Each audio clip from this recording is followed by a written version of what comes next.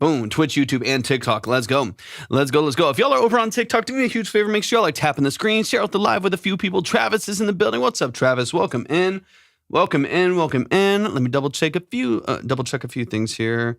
And then hopefully this gets rolling here pretty quickly. Let's see. Let's see. How are y'all feeling today? Welcome in. Welcome in. Welcome in. All right, there we go. We are good. We're good to go. How are we feeling, y'all? Rockstar is in the building. What's up, Rockstar? If y'all are coming on TikTok, let me know where you're joining from. If you make music, talk to me about the music that you make. We're going to get rolling here in just a moment with y'all's music as well. Why no popular artist request, big dog? Because that is not what we're doing here. This is not to just like listen to popular artists. It's just not. And I don't even mean that in any kind of way. It's just not what this. It's not what the stream is. This is not to just like listen to random music or just like stream random music or whatever. It's specifically for helping out artists and producers. Yeah, not discovering necessarily. Thank you for the follow, though. So obviously people can get discovered and stuff like that, but the structure of the live stream is largely centered around helping artists, producers, musicians, songwriters, vocalists, so on and so on, with the structure of their music. So whether that's breaking down mix and master, production, sound design choices, lyrics, song formatting, stuff like that, we spend about 20 to 30 minutes per artist that sends in their music in order to help break down that structure there. So not strictly about it's not like management or exposure or stuff like that, even though that can happen, if the algorithm is fun. But at the end of the day, it's largely like targeted at helping those people, so on and so on. Hey, I appreciate it. Alexis, welcome in as well. Thank you all so much for tapping in, and thank you for the follow as well. I appreciate that a lot. I have a heart out today. Okay, let's see. Okay, I got to get out of here fairly quickly later on today, so I will try to keep things somewhat concise once we get all of our different platforms rolling here.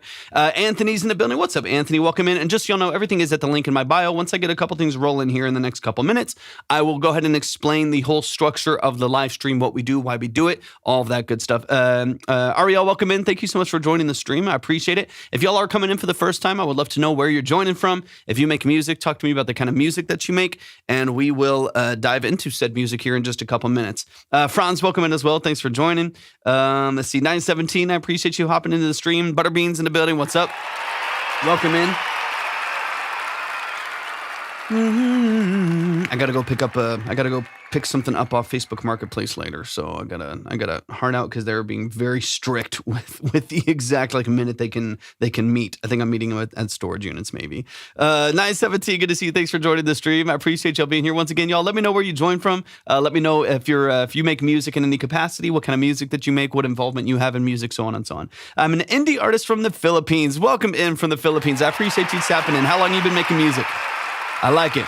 Georgia's in the building. Let's go. Let's go. Spurden's in here as well. What's up, Spurden? Thank you so much for joining the stream, y'all. I appreciate y'all. I appreciate it. Justice is in the building. A quick reminder, if you want to submit it, is at the link in my bio. You'll see two different lanes there that I'll explain in just a few minutes. I don't know if you know Gumbo. Of course I know Gumbo. Gumbo's the man. But he shouted you out on his stream as a great music reviewer. Anthony, man, I appreciate that. Shout out to Gumbo. Of course I know Gumbo. Gumbo's the man. Gumbo's the man. Yeah, that's a very talented, very credible producer right there, man. Shout out to Gumbo. Of course, I appreciate the shout out. I appreciate the love. Lily's in the building. What's up, Lily? Welcome in. Is it Grandpa? Is that the name, Grandpa? Am I saying that correctly? What's up, Grandpa? Thanks for tapping in. Edvin, thank you so much for joining as well. Timmy Shaw is in the building. What's up, Timmy Shaw? Do you know Dati? I don't believe so. I don't believe so. Rax in the building. Welcome in, Rax. Thanks for joining the stream. Y'all keep tapping the screen. Make sure you like the live, share out the live, repost, send your heart me, all that stuff. It does really help out the stream quite a bit. And we're going to get rolling here in just a couple minutes. Everything for the live stream is at the link in my bio if y'all are interested in submitting, which we'll get to here in just a few minutes. I'm just updating a few things before we get rolling. I'm on Spotify, iTunes, Amazon Music. Let's go. Let's go. Worth everything. Thanks for tapping in. If you're wanting to send in music or get it heard in any capacity, it's at the link in my bio. Keo's in the building. What's up, Keo? Welcome in. Let me see. Oh man, I'm almost finished up. I'm still waiting to get, I'm still waiting on a couple things for the studio here that I have not gotten in from Reverb, or eBay yet. So I'm still waiting on a few things, but it's almost, I've been spending the last month or so redoing, the studio and redoing a bunch of stuff in here, just routing, just constant routing, constant cables and never ending cables. And I'm almost done Almost done, but I'm still waiting on a couple like staple pieces of stuff I got to get in here before I'm done routing. And then we can run. It's been fun. Our best laid plans. Timmy, if you make music in any capacity, if you're connected to music in any way, it's at the link in my bio if you want to submit. Jason Bryant's in here. Kim's in the building. Cornflakes, welcome in. How y'all feeling today? Once again, let me know where you're joining from. If you make music, talk to me about the music that you make. And we're going to listen to it here in just a moment. If you're wanting to submit music, it is at the link in my bio. LRY Music in the building. What's up, LRY? Welcome in.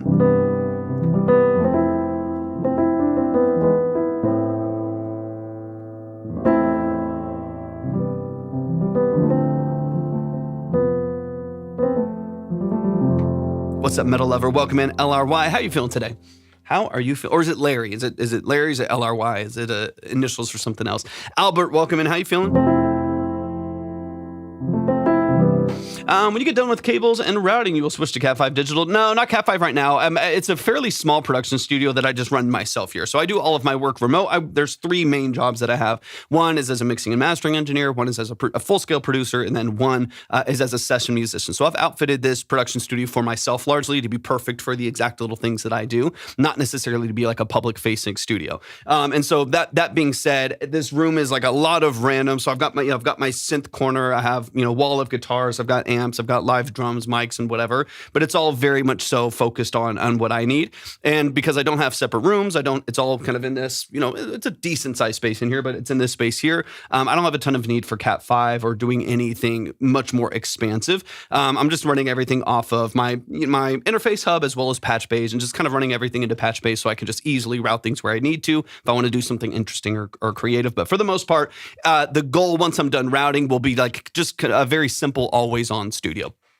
Just I'll be able to hop in here, step up to the drum set, flip on a guitar and the synths are always on, the gear is always on, route what I need to, open up Pro Tools in a session, I'll be ready to go, which is fun. That to me is ideal for my workflow, especially because I am the only musician in this space for the most part, unless, randomly someone else is coming in. Spies, good to see you. What's up, Spies? Welcome in, Diego. Appreciate you tapping in as well. Franz, thank you for the follow. I really appreciate that. Y'all keep tapping the screen, share out the live with a few people. We're about to get rolling here. Oh yeah, hold on. Let me jump over here really quick. LRY, I got you. Uriel, welcome in as well. I appreciate you joining the stream. Let me see. Hussein, appreciate you being here as well. Jace, everything's at the link in my bio. Layla Rose. Okay, beautiful. Love it. Yeah, if y'all are wanting to submit, I just got yours in there as well. Everything is at the link in my bio. You got your setup going. It looks like, yeah, it's getting there. Still nothing is on. Well, it's on. You can see lights. But still nothing is routed yet. So I'm waiting till the console gets in. I got to wait for the console to get in, and I got to wait for one more ADAT expansion to come in first so I can send another 8 channels to the console. So it's one of those kind of frustrating things where it's like, it's all here, but I got the new, you can hear that. I got the new drum set up right over there. Let me drop this so I don't randomly hit it. One sec. That's gonna drive me nuts. Give me a moment. There we go. It's gonna drive me nuts every time I'm playing something. Anyways, that being said, I have everything in, so the amps are up and they're ready to go. Pedals are ready to go. The drums are up and ready to go. I was tuning up the drums today, so I spent a bit of time today just getting everything positioned where I want it, getting the cymbals and everything where I want it, and then tuning up the drums. Dampening, doing what I needed to with those. But I still have not routed anything because I don't want to route until I get the console in, until I get the ADAT expansion in.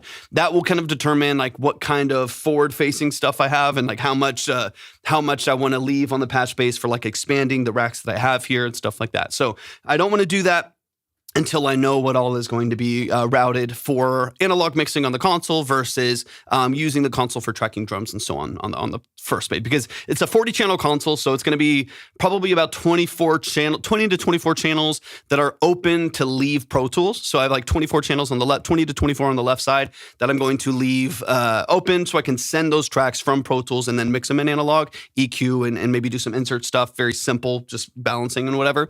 And then the other let's say 16 on this other side ish. The other 16 on the other side of the console, I'll be using to track drums. So like and any just stuff I need in the room. If I just want to go direct into the console for a guitar, a bass, not utilize the amps and so on, I can just route everything there. So it's going to be kind of a dual system on the console. So I have half of it or 2/3 of it or so that are going to be running analog mixing. The other side's going to be inputs. But it's going to be fun. All of that is going to take routing of the patch bay, rerouting all of my gear, making sure all that's set up and ready to go. I already have the snakes. The snakes are sitting right next to me. I try to do as much as I can in the studio through snakes. Just keeps it a lot more organized. Hopefully that'll happen soon. Is it free to request a song? So they're not strictly requests, but there is a free line and a paid line. The free line is, or all of it is at the link in my bio. So if you want to submit your music, everything's at the link in my bio. You'll see a tab there that says submit. It sounds awesome. Yeah, it's going to be great. I can't wait. I got the drum set up today. They sound fabulous. They're awesome. It's a beautiful Gretsch set. I'll post about it here in a bit once I get everything set up and ready. And the new cymbals sound awesome too. I sold kind of a batch of cymbals to get a set here. It's the Zildjian K Suites, and they're absolutely phenomenal sounding. I'm obsessed with the way that they sound.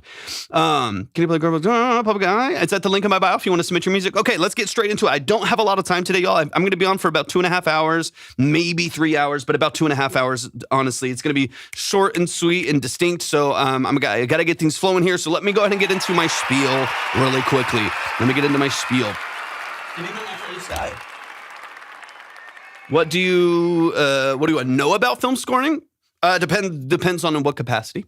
What's good, Illy Cash? Good to see you. Thanks for tapping in. All right, let's get into it, y'all. Really quick, for those of you who've never been here before, thanks for joining Track Talk. Thanks for joining the stream. I appreciate y'all being here so much. Welcome to the live. If you have never been here before to the Track Talk live stream, we are live right now on TikTok, Twitch, and YouTube, all at the same time right now. So welcome on any of those platforms you might be on. If you have never been here before, there are 2 lines that you can submit to. There is a free line. That free line is up to 2 minutes of your song and a quick note. So those are very fast. Those are short. Up to 2 minutes of your song and a quick note. Luno, thank you for the follow. I appreciate that a lot. Anyone who's followed that maybe I've missed, I appreciate it. That free line is up to 2 minutes and then a quick spin.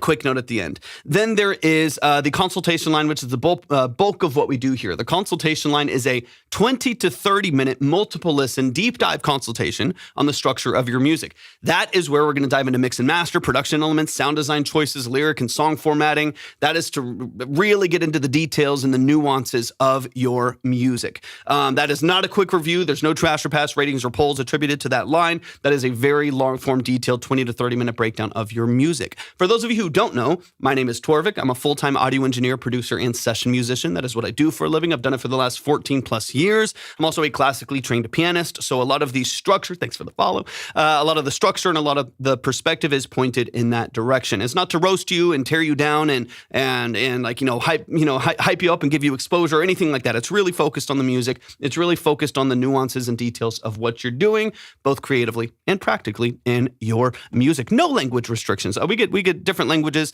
Speaking of, you can submit any style, any genre, any language. There's no barrier as far as like quality goes. A lot of people, JQX, good to see you, brother. A lot of people send in unreleased stuff. I would say the majority of people send in unreleased stuff. You can send released stuff, of course. It's totally up to you and what would be valuable to you. Grace, welcome in. But a lot of people send in unreleased so that you can get kind of one final check or a second set of ears before sending it to distribution or sending it to their engineer or studio, whatever it may be. Okay. Let's get into stuff. The Sata Apes, thank you so much for your submission. I appreciate you a lot. We're going to move quick, y'all. Just like I said, once we get into the consultations, those are not quick. Those are long and they're detailed. But I'm going to try to move it at a decent pace today just because I do not have a lot of time. I'll be closing submissions up fairly early just because I'm only able to take a handful today. So if you want to submit, get it in earlier because I'm going to have to be closing things and saving things later on. Thank y'all so much for the follows. I see that on Twitch and I see that on TikTok as well. I almost forgot where I was live. I see it on TikTok as well. I appreciate you a lot. Thank you so much. Thank you, Timmy Shaw. I appreciate you a lot. So, y'all, thank y'all so much for joining. Let's get into it. Really quick, as far as submission goes, if you are, I'll go platform by platform because it's a little different on each one. If you are on TikTok, where most of y'all are, if y'all are on TikTok, everything is at the link in my bio. So at the link in my bio, if you go to my profile, click on the name twice. If you go to my profile, you'll see the link that's or the tab, the link tree, and then the tab that says submit your music and see the the queue. That is the line where you'll see the free line, you'll see the consultation line, and also there is a tab when you go to submit that says see the queue. That is where you can check the line, the order, where you're at, decide if you want to skip, go faster, chill for a minute, save it, whatever. All of that is right there at the link in my bio. If you are on Twitch, if you're on the Purple app, if you're on Twitch, you can type !submit and the link will present itself to you. Type !submit and the link will pop up. If you are on YouTube, you can go to the description for the live stream. It is all the same link. It all leads to the same place. Anybody heard lately about that?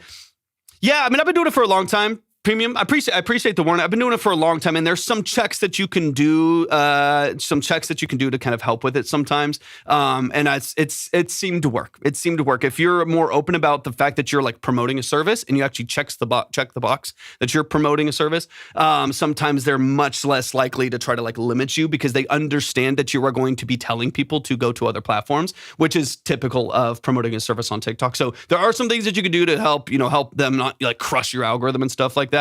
Many friends that they've received account ban or warning. Yeah, 100%. It's usually the bullet of that, usually like the core of that is TikTok not wanting you to send people other places. Thank y'all for the shares and the follows. I appreciate it. They don't want you to send people other places, but if you let TikTok know you're selling something or you're promoting something, then there's a little bit more leeway until they change their algorithm again. You know what I mean? Is Jesus a holy court fax? It definitely is.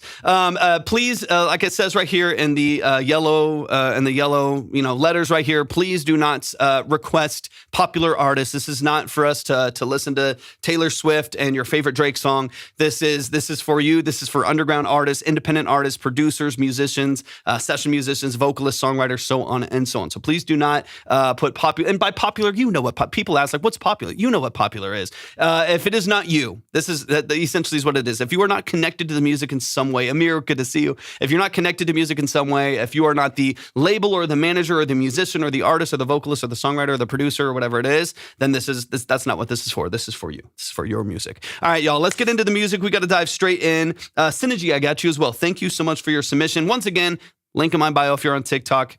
Type !submit if you're on Twitch. Description if you're on YouTube. Let's get into it, y'all. Let's get into it. We haven't even gotten started.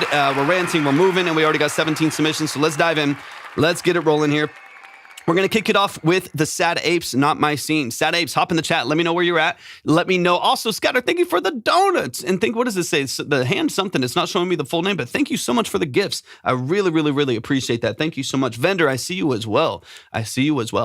But yeah, Sad Apes, let me know where you're at. We're about to dive into your music. So I want to make sure that you're here. I want to make sure that you're ready to go. And also give me the details about what you do. Talk to me about the role that you play in your music. And we're gonna dive in. I'm excited. I do just want to make sure that you're here first.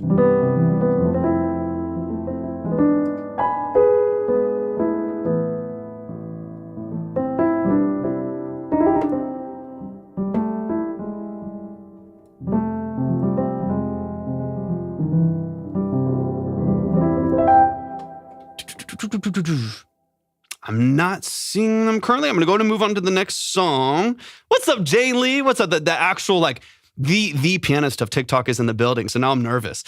Jane Lee, it's good to see you. Thanks for tapping in this stream. I appreciate you being here. There's Brandy. Okay, I think some of your... Oh, there it is. Sorry, the TikTok was a little bit delayed for me for just 1 second.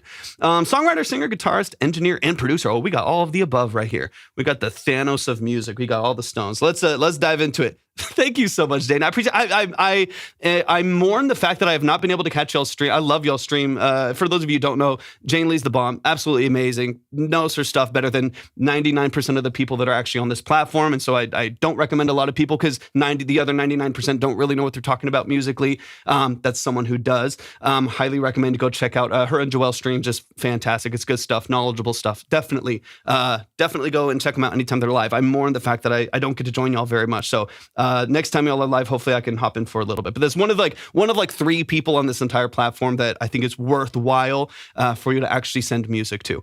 All right, let's get into it, man. We got a few people in here. There's Brandy. I see you, Brandy. Thanks for tapping in. It wasn't showing me the chat earlier. And thank y'all for the follows. Thank you for the follows. Old BTS music is peak. Let's go. Let me see. And okay, so the Sad Apes is the name of the band that I have here, Not My Scene. Any other details you want me to know? Let me know. And Synergy, thank you for the follow as well. All right, Not My Scene by the Sad Apes. This is all done all done by Brandy right here.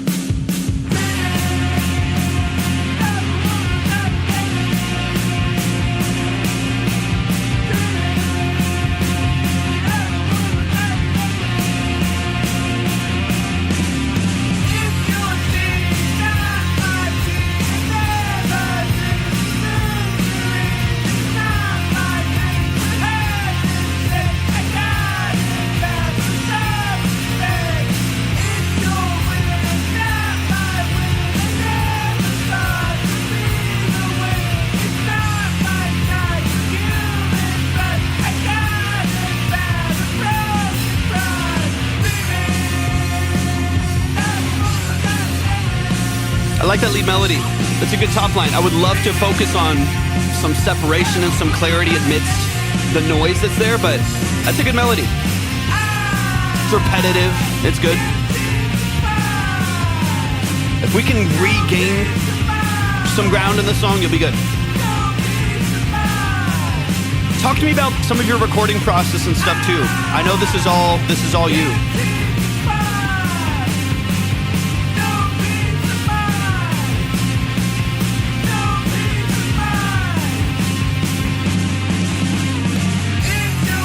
TikTok can be glitchy sometimes. Try swiping out, swiping back, exiting the app, coming back. It can be annoying.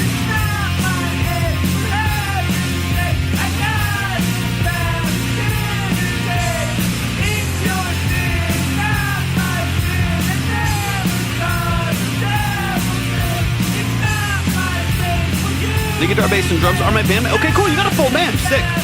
You got a full band. That's awesome. So I'm assuming you're doing like maybe rhythm, guitar, and vocals? Guitarist, engineer, and then engineering at the end. Okay, cool. Yeah.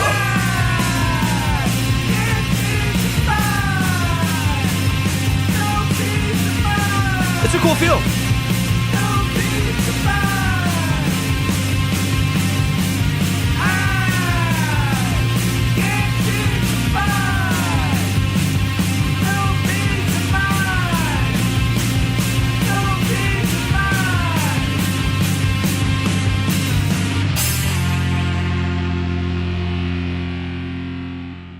Y'all, show some love. Show some love. Show some love. That is Brandy right here in the chat.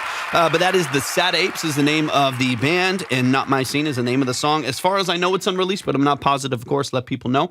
But as far as I know, I have the file, so I'm assuming it's unreleased. But if it is, of course, let people know where they can find it. Not My Scene by the Sad Apes. Let's get into it, man. Let's dive straight into it. Had the 80s punk feel somewhat 100%. 100%. So the things that I want you to maintain about what you're doing is the noise. And I want to be clear about that. Releasing soon. Okay, cool. Is it in distribution already? Let me know. I want to maintain the noise and the tension and the feel and the aesthetic of this, right? I don't think it should be any and everyone's goal to have like pristine, crystal clear, like sterile mixes. There's no good mix in that vein, right? It has to do with what serves the song. Now, in some songs, like maybe it's a modern EDM record or it's a really modern pop record, and there's a bit more of a draw to doing something more transparent and clean and structured and stuff like that, more rigid, more quantized, whatever. In this sense, that's not the goal for a song like this. So I still want this to be nasty. You know what I mean? I still want this to be grungy and maybe even a little bit muddy and noisy, while giving us just a hair more clarity and separation to be able to distinguish the different things that are there. Again, still want a wall of sound. I still want noise. I still want it to be fuzzy. I still want it to have this energy and this draw that you already have, while also offering us some separation and some clarity to be able to understand a little bit more about what's happening structurally within the song. So let's run it from the top. Let's get into a couple details here. But I like what y'all are doing. I record from a clear 2 pre into a Mac Mini, run a solid state Orange Crush DI into my Focusrite. Let's get it. Okay, cool. Nothing wrong with that. Let's run it from the top. Not My Scene by the Sad Apes. Let's go.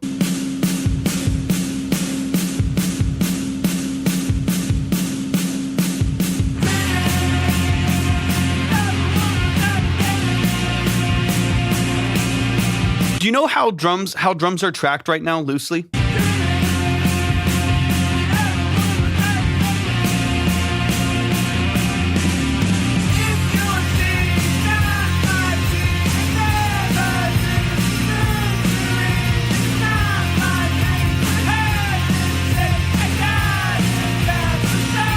in my bio, James.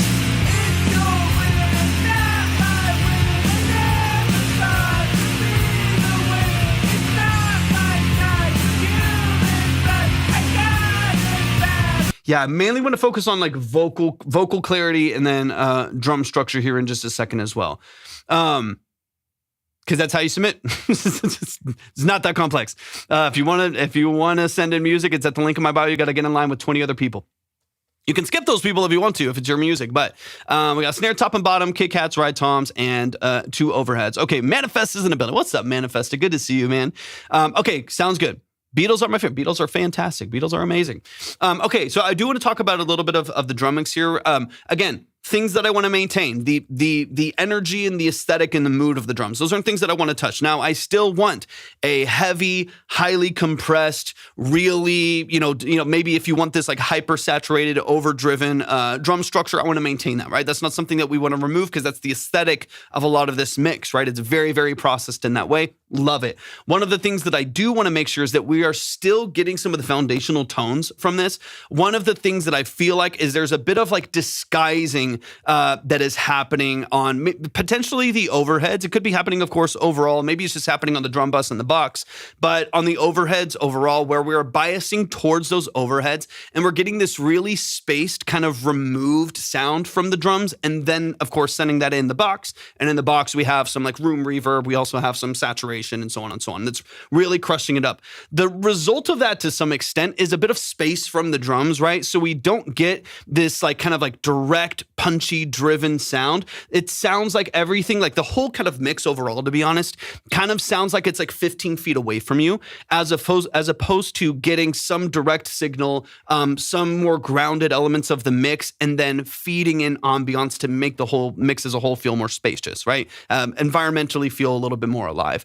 So in this case, I would love to like dial in a little bit more how you're utilizing your saturation, how you're utilizing stuff on the drum bus, how you're utilizing like room, how you're utilizing the overheads, and how much you bias towards a really solid mix on the direct mics before feeding in those overheads, and see if we can't bias a little bit more towards stronger direct signals that you can get a little bit more detail out of in the mix. Because right now, again, you get the wall of sound that I like, right? Like I said, I want the distortion, I want this wall of sound, I want all of that energy, but because we're biasing so far that direction, everything feels removed. So you don't feel anything as far as like the energy of what the percussion is doing. I like the sound of it, right? And I know it's sometimes I'm confusing myself as I'm talking. It can be hard to distinguish kind of between the two. It's like I hear things that I like, but because of how they're processed in the mix, you don't feel them, right? You don't feel that kick and snare like hit you in the chest and really feel it come alive. The bass feels a little bit removed. The vocal is, 4 or 5 dB back in the mix, a bit removed from the front as well.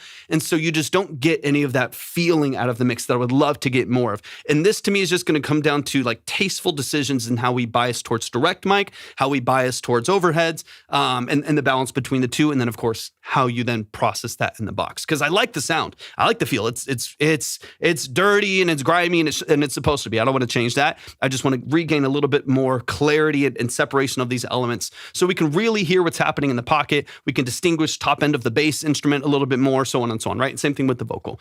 What's up, Manifest? I'm doing good. And the best session for Eris ever. Manifest, that's what I like to hear. Sean, good to see you. Thanks for tapping into the stream today. Let's get a little bit deeper. The only other thing I think I really want to break down is guitar. Or no, sorry, not guitar, just vocal structure here in a second. But I like the feel. I mean, it's a catchy, repetitive melody over the top. There's nothing at all wrong with that. I think it scratches that itch. It makes it really sticky and really gluey. So I like that a lot.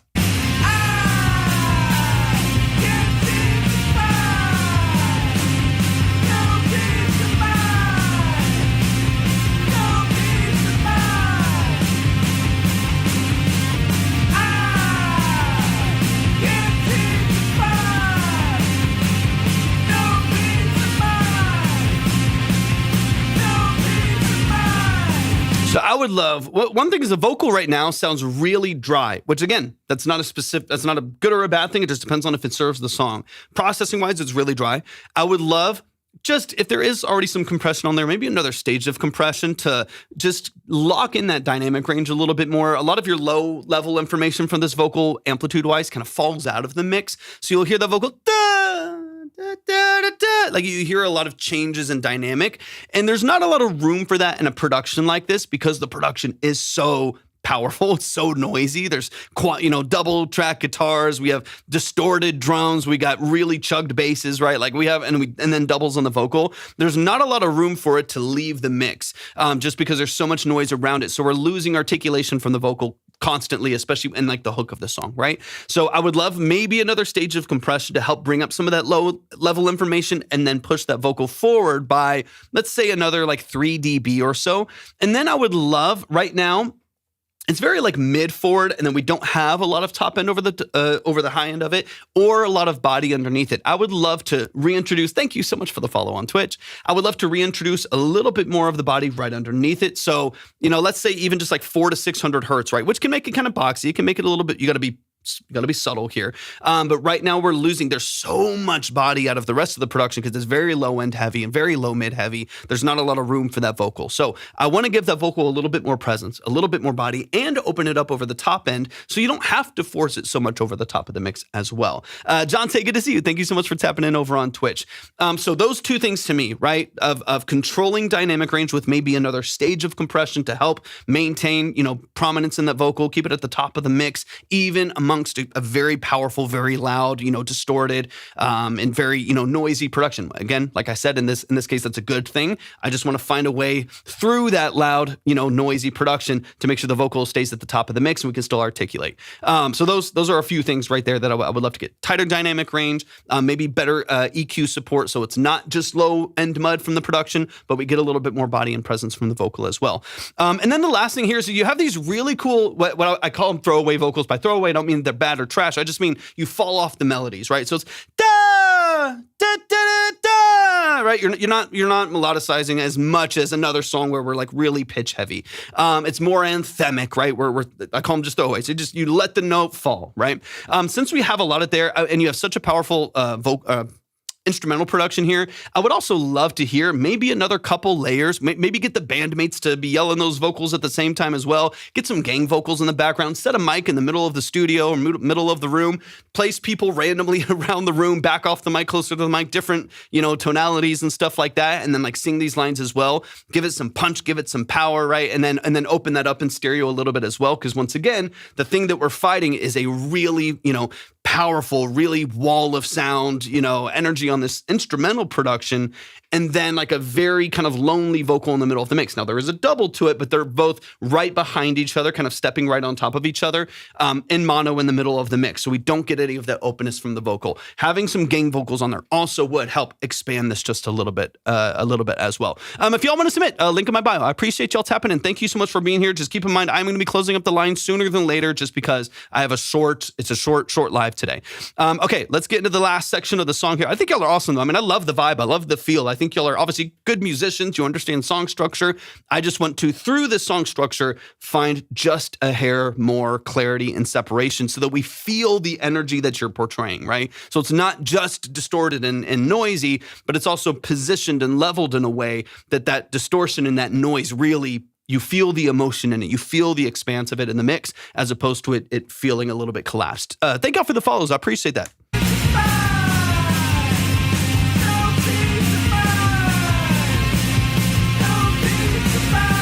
A bit low end inflated too, like we said before too. So 300, 200 hertz and below, you have this almost like Pultec style curve where it's like a really inflated, kind of bloomed low end between like 100 and, like 50 and 200 to 300 hertz, where there's a lot of energy down there. And then, fairly bright at the top end of some of the cymbals, you can tell, but most of the energy is kind of inflated there at the bottom. So I would love to rebalance that a little bit. And again, just regain some clarity and some separation there. Cause again, the feel is really cool. A song produced fully with less loops, more program. Oh, techno. I like to hear that.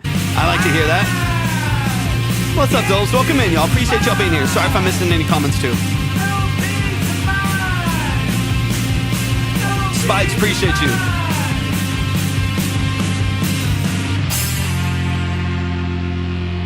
I like it. It's grungy. It's nasty. I like it a lot. Y'all show some love to Brandy. Brandy, I like what you're doing. Show some love to Brandy. That is Not My Scene by the Sad Apes. Y'all are doing some cool stuff.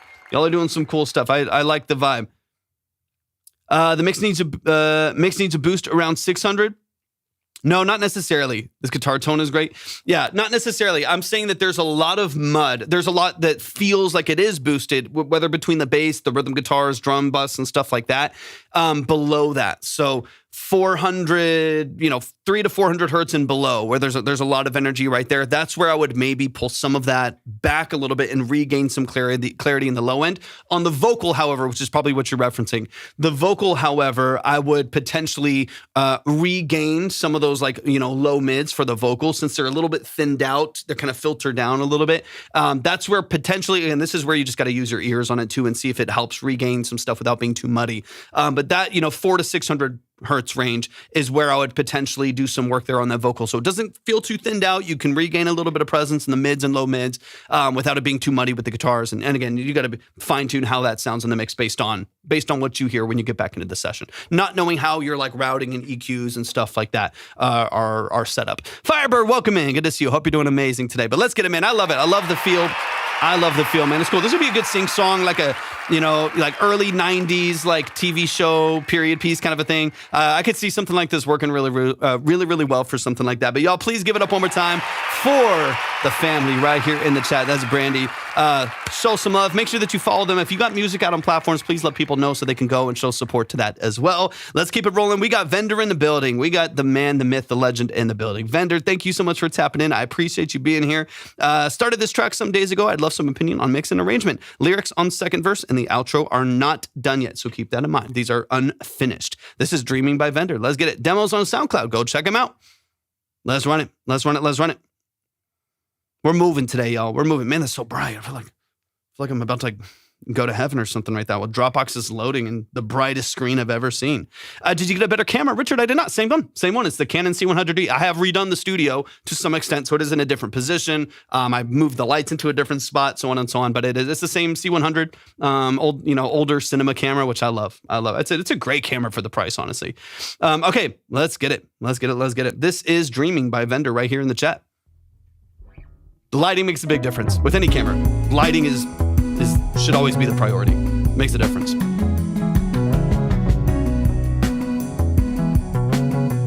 Oh, I like that bass.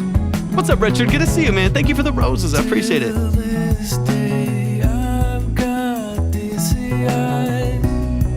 I've spoken to the face, spoken to the dreamer.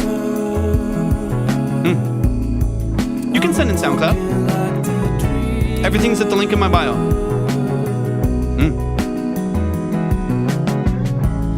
I like that rompler in the background.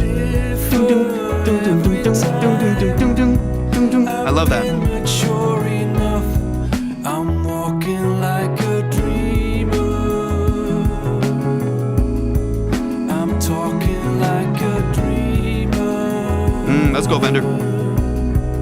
Yeah, I like it. It's such a great instrumental top line.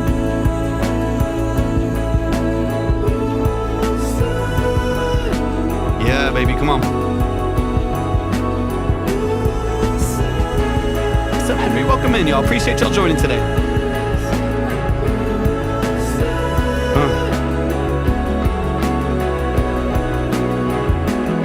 Alexis, I got you. Good to see you in here. What's up, Retrack? Good to see you, man. I've spoken to the face, I've spoken to the dreamer. That's a vibey. I like this a lot, man. Great song, great structure. Thank you so much for the Heart Me Retrack. It's not out yet. I just have the file, so you're gonna have to wait for maybe a couple weeks.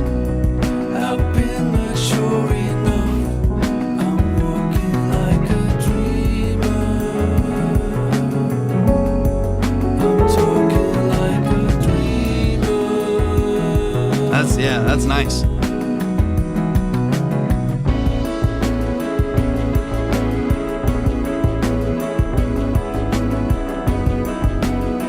Smooth. Just started this a couple days ago, man. This is great. Love the layers, love the space here. Come on. Doubles are beautiful. Vocals are fantastic, man.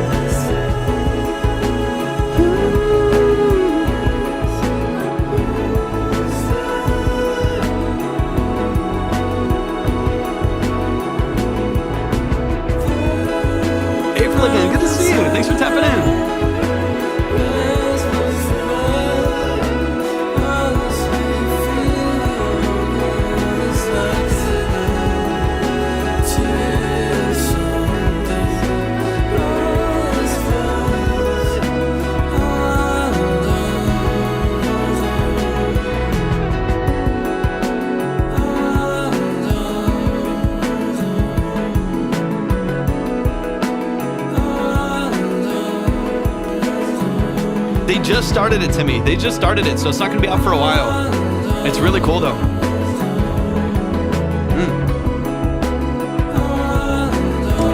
Oops, sorry about that. Man, y'all show some love. Show some love, show some love. That's the Family Vendor. I've heard plenty of Vendor songs. They're all fantastic. They're all well-structured. They're all well put together. Even their earliest demos are like good quality song structures. And this is just proof to me too that this is in no way, this is still like a demo. This is in no way like a finished mix and master. And a good song trumps all. A good song can go so far beyond like a really poorly structured song where there's like no thought put into it and it's like very loose in the way that someone's intention, in someone's intentionality in it and stuff like that. This obviously is like a very well structured song where the dynamics move very well together. Everything flows and is very cohesive. It's very well thought out as a song structure, as a vocal line, and it moves together. And because of that, even without this mixed, most of us are like, hey, where can I stream it? You know what I mean? Like an imperfect mix, an imperfect or non-existent master is very far down the list of a song that grabs you for some reason, the feeling behind it, the emotion behind it, the way a vocalist performed, so on and so on. So I want to give you flowers for that, man. It's a great song structure, as most of your music is. But let's get into it. This is Dreaming. This is Dreaming by Vendor right here in the chat. I love what they're doing. Everything is at the link in my bio. If you want to send in your music, just keep in mind, I'm going to close the line probably after the song, to be honest. Let me see where I'm at really quick. April again, Little Dreamer. Elias in the building. What's up, Elias? Sorry, I just saw your submission. The Crips, thank you so much for the follow. Yeah, I'm going to go ahead and close up the line for now. Now, the line is still open to the extent where y'all can still move around. You can still do some stuff, but I got to close it to new submissions just because I am a little bit shorter on time today. I've got to get out of here at a pretty hard stop. I got a little bit of time. But not much. I'll leave it open for a second. Anima, good to see you. Thank you for the follow. You literally just made it. It's a shorter live today, just a little bit. I will be live again tomorrow. Keep that in mind. I will be live again tomorrow. Do I have free time? No, very, very, very rarely, Tep. Not much at all, especially since I've been redoing the studio. I spent just like another 2 hours today just setting up drums, and it's just like, that maybe would have been free time before working on some other projects, but it wasn't. It was filled with setting up drums. They look and sound phenomenal, mind you. Okay.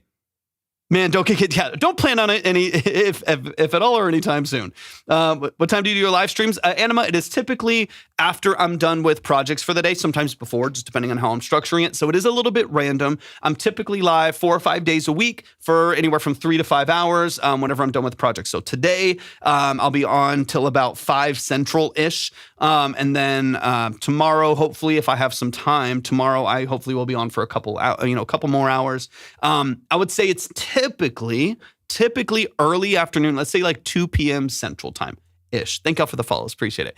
It's usually around 2 to 3 p.m. Central Time, and then I'm on for, let's say, about 4 hours, something like that. But that's, it changes a lot depending on the sessions that I have, the projects that I have and stuff like that. But I try to loosely keep it within that structure there. Yeah, of course. Have a great day as well. I appreciate y'all hanging out with us today. Okay, let me go ahead. Let me see. I'm going to keep it open just for a second until we finish up the song, but I'll close up the line here after the song. Okay, let's run it. This is Vendor in the building. The song is called Dreaming. I want to talk about a little bit of percussion in here, some other small details. I think you're doing a great job, man. This is really, really well done.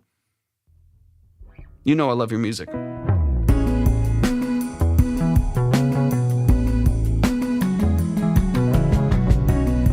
One of the things, honestly, that I want you to do, this is obviously completely up to what you want. Y'all, this is not for popular artists, as it says right here. It's for your music. If you happen to be Bob Marley or related to them, then definitely submit, but this is for you. Let's talk about your music. One of the things, I know this is early, so I'm just going to get my wheels spinning and you can get your wheels wheels spinning. But these aren't necessarily corrections because I know you still need to go through a lot of process, right? You did this like 3 days ago, so this is still very early. One of the things that I would love for you to do is just dirty this up a little bit, right? Just tasteful saturation, tasteful elements of just like color and texture in this. Right now, specifically on the drums, right? Specifically on the drums, I would love to just crunch those up a hair. Just like run those through like an MP60 preamp style, crunch right there. I would love to like run that through a tape emulator. Kramer tape's good for stuff like that. Decimor's great for like old like DAC, like kind of vintage DAC crunch if you want it. If you can just like mold those a little bit, crunch them up, give them I don't necessarily want like high compression power. I want the harmonics. I want some of the texture and some of the color and stuff that would be introduced by just like crunching the whole thing up right there. I think that would just make this feel less, because there's some great musicianship and great texture in the background. I think it would make it feel less like digital and clean and transparent, and actually make it feel like it's got a little bit of color and texture to it. Before live, do you like hard tech? Yeah, and Hearthstone? Yeah, 100%. We get literally all styles here. Literally all styles here. So from heavy stuff to really chill stuff like this. It's all over the place. Because everyone's coming here with a different thing that they do. Some people come in as musicians, some people come in as producers, songwriters, vocalists, engineers checking their mixes, so on and so on. People come in doing a lot of different stuff. What's up, live? Doing a lot of different stuff. So yeah, you do hardstyle, you do progressive metal, you do country, you do EDM, lo-fi, pop, R&B, UK drill. Like, it's all over the place. Okay, let's get a little deeper in here. But one of the first elements here, the drums would be one of the things that I would focus on. Is just get a little bit of crunch, a little bit of texture in there. Just run it through a tape emulator and push the preamp just enough to where it's starting to break apart a little bit. It's starting to crush. It's starting to, shave off some of the top end and warm up the drums a little bit. I would do the same with the drums. Same with the drums. We're talking about drums. Do the same with the bass. Hey, you as well, Life Explosion. Good to see you. Do the same with the bass. Just crunch it up a little bit. Run it through a little bit of overdrive, right? Just enough to create some texture here. Because what you're playing and what you're doing, I think is already great. I mean, I like the song structure as a whole already. I think it's largely where it needs to be. I like it a lot. Of little mix music? What does that mean? I'm not familiar with that. Till this day, I've got dizzy eyes. I've spoken to. There's a part of me. You don't have to do this. I'm just, again, wheels are spinning. We'll get your spinning too. Think of Little. Oh, it's a girl group. Yeah, I've never heard of them. Little Mix is a female pop band. Yeah, I haven't heard of them. I'm not familiar, so I don't know. So as of right now, I guess I approve, beyond the fact that I don't know who they are. I have no reason to hate. Spinning wheels here. I wouldn't mind. You don't have to do this because it's a textural thing in the mix. I wouldn't mind a double. On that vocal right off the bat. Beatles style, tight, modulated. Don't listen to them. It's just pop slap. I mean, so is like 90% of modern music, to be fair.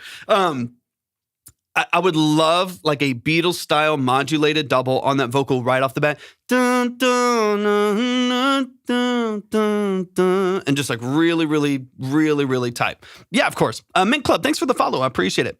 All right, let's back it up here a little bit. But that to me is like, again, the thing that the overarching spinning wheel that I have right now is wanting more color and texture and fullness that I think will come from introducing harmonics through, tasteful overdrive, saturation, tape emulations, things of that nature. Also modulation, doubles, things like that. Right. Most of what I'm hearing here as a baseline, as a dry signal, is so beautiful. I love everything about it. The synth in the background. There's so much that you're doing. I think it's so good.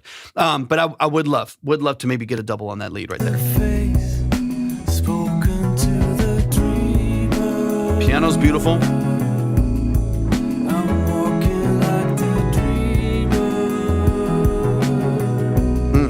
Beautiful. Two ways they differ every time. I've been mature enough. I'm walking like a dreamer. So smooth, man. I like this so much. Come on. Talking like a dreamer.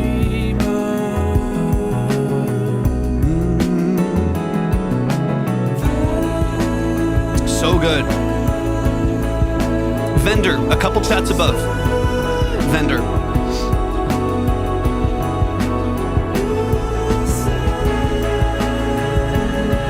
Yeah, when you balance this, come on. There's so many little textures in here. Obsessed. Just the attention to detail of when and why you're going to do these different elements. This little pop of color over here, this random little counter melody that comes in on the right side. It's like a high bass line. There's like so much there's so much openness, there's so much movement right here that it's very, very well done. It just washes you in sonics. Like it really, really opens the mix up going into this kind of, post hook here, or what you might call the hook. It's really well. I love everything about this right here. Everything about this. I want to talk about the start of the second verse really quick, but man, this is so well done. Structurally, it's easy to listen to. The song just feels like a warm blanket. Like it's so nice. Yeah. Okay, here, as a start of the second verse, there's a part of me that wants you to cut, and you can do this however you see fit, or if it would make sense for you. There's a part of me that wants you to cut drums and maybe have like just bass and like some of the ringing that's in the background, like some of the tail from the hook. Cut to like nothing but bass, or something like that, way in the background. And remove everything until the bass fully comes back in, and then go back into like the push pull, and then halfway through that next little section right there. Because it's such a little moment, but we go straight back into that dynamic again. I think it would be really nice to take the overwhelming energy and sustain that's happening on that hook, dry it up completely, like just like shrink everything down to nothing. And it's like bass and vocal for a second with like maybe a little pad or whatever's happening in the background, some ringing still, and then kick in with the drums again. So all this right here would be dry. All this, okay. Exactly. So all right here, nothing but vocal and bass, maybe piano. Boom, boom, boom, boom, boom, boom, boom. When that bass comes in, boom, boom, boom. When it comes in right there, drums come in right there, bass kicks in right there, maybe even sustain that first bass note, because right now it's more staccato, right? It's a little bit more limited and cut short. What you could do, boom, boom, boom, boom, and then go back into some of the staccatos after that. But yeah, I think there's modes here where we can shift the energy a little bit more, so the song doesn't feel too. It's like here's hook, here's verse, we're back to hook, back to verse. It can feel like there's a little more ebb and flow in there by just cutting drums for 2 bars and then bringing it back in with the bass right there. I think would be sick. All right, let's get a little bit later here. The rest of this is gorgeous, man. The rest of this is, man, I'm a fan. It's so good. Work on this. I mean, as you can see in the chat, man, people want it. So work on this quick. Timmy Shaw, thank you for the claps. And you're awesome. I appreciate the gifts so much. Sorry if I missed those earlier. Thank you so much for your generosity. Yeah, people want this, man. I mean, obviously don't rush it. Do your thing. Make it happen. I know you'll do your thing, so I'm not worried about it. Man, it's fantastic, man. It's so good.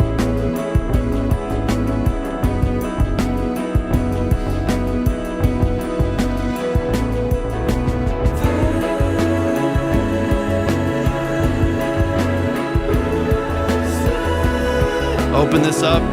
Yeah.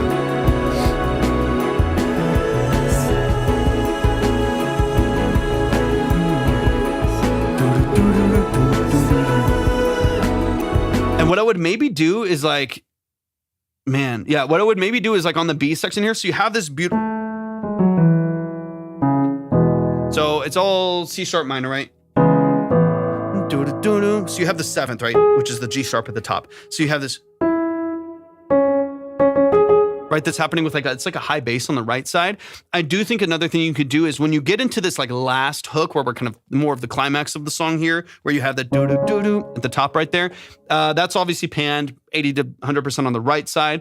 Maybe counter that with like a plucky, maybe something similar to the early synth that you have, but another kind of maybe kind of fuzzy, plucky, layered like short decay saw or something on the left side or square on the left side to accent that melody that you have, just the, because you're over the A,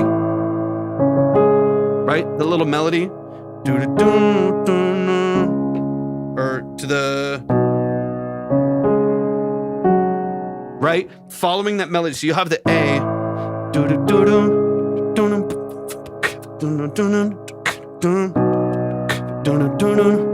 all right, and it's like you'll follow that bass on the right with like a plucky synth on the left side, and it'll just take the hook that's already so beautiful. I love it. I mean, I love so much of the sonics here, and just like stair step it up. We always talk about stair stepping, right? Just stair step the dynamics up, just one extra notch, and it'll open up that stereo field a little bit more. Now you're countering that melody with something all the way on the left side. So now the mix feels wide. It feels super vibrant, as it already does, but we're pushing it just a hair farther.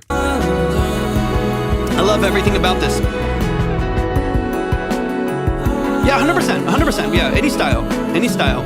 Gee, and thank you for the follow. I appreciate it.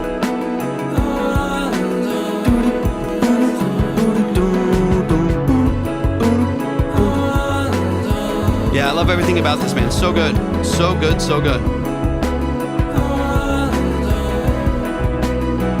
I appreciate you joining. Thanks for being here.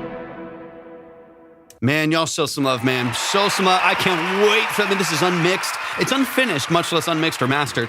I can't wait for this to be finished, man. I'm such a fan of your music, a fan of your sound, and a fan of just the intentionality that you put behind building your sound and building your music. It is identifiable. It's beautiful, man. It feels very timeless as well. Like this could just as well be like a late 90s, like Muse record or something, or early 2000s U2 record as it could be like a modern record, right? Like there's so much space for this kind of music to exist. I think you're doing a great job, man. So y'all show some love.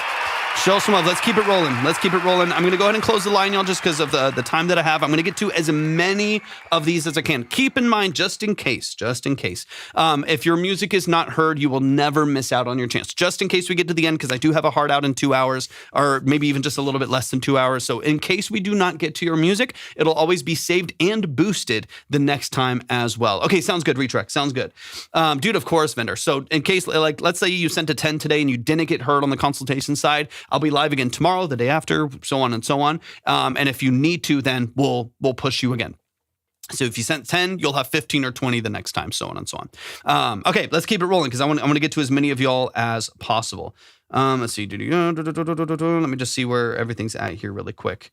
And then Retrack, I'm going to get you up there just in case, at least, obviously. Boom.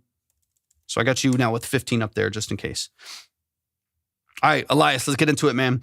This is, as usual, just the instrumental so far. It's my newest project, and I would love to hear your thoughts, man. Let's get into it. This is the family right here. This is Elias right here in the chat, Elias Iverson.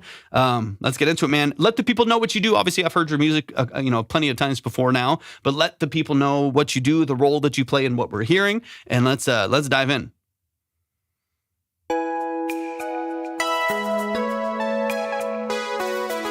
Obsessed already. Come on, Sense.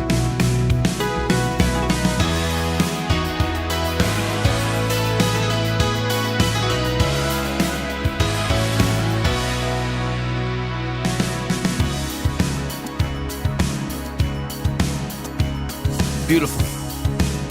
Beautiful.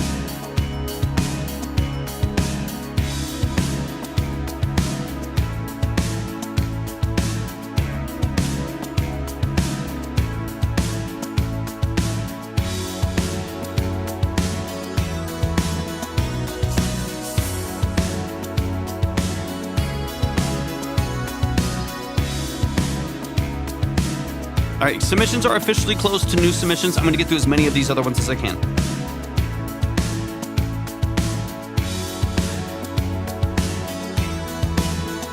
Synergy, I got you. Thank you so much. Is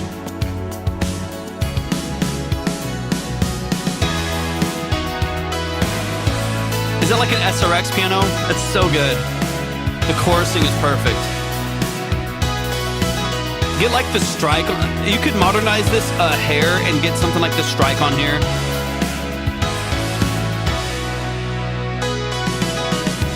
Yeah. The only thing is when I do that, everyone just leaves, and I still want them to hear y'all's music.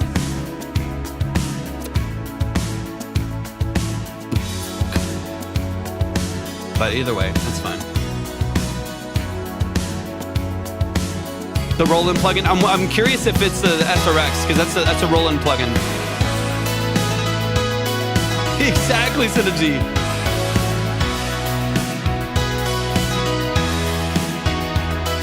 Dude, it's so hot in here. Gee, I'm sweating so bad. It'll tell you how hot gear is. Jeez. I'm sweating in here. I got the AC on and the fan on. This desk is hot.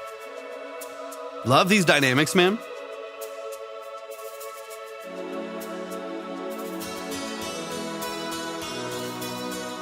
Love it. Love it.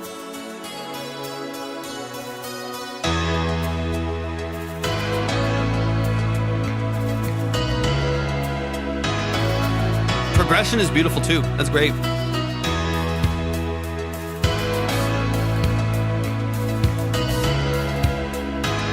Yeah, great chords. I'm in the hot seat. It's hot. I mean, y'all can see me sweating. Come on. I gotta turn some stuff off. It's too much. Yes, energy. Yeah. Gianna, welcome in. We're closed for today, Gianna, but we're going to be live again tomorrow, so definitely make sure you're following.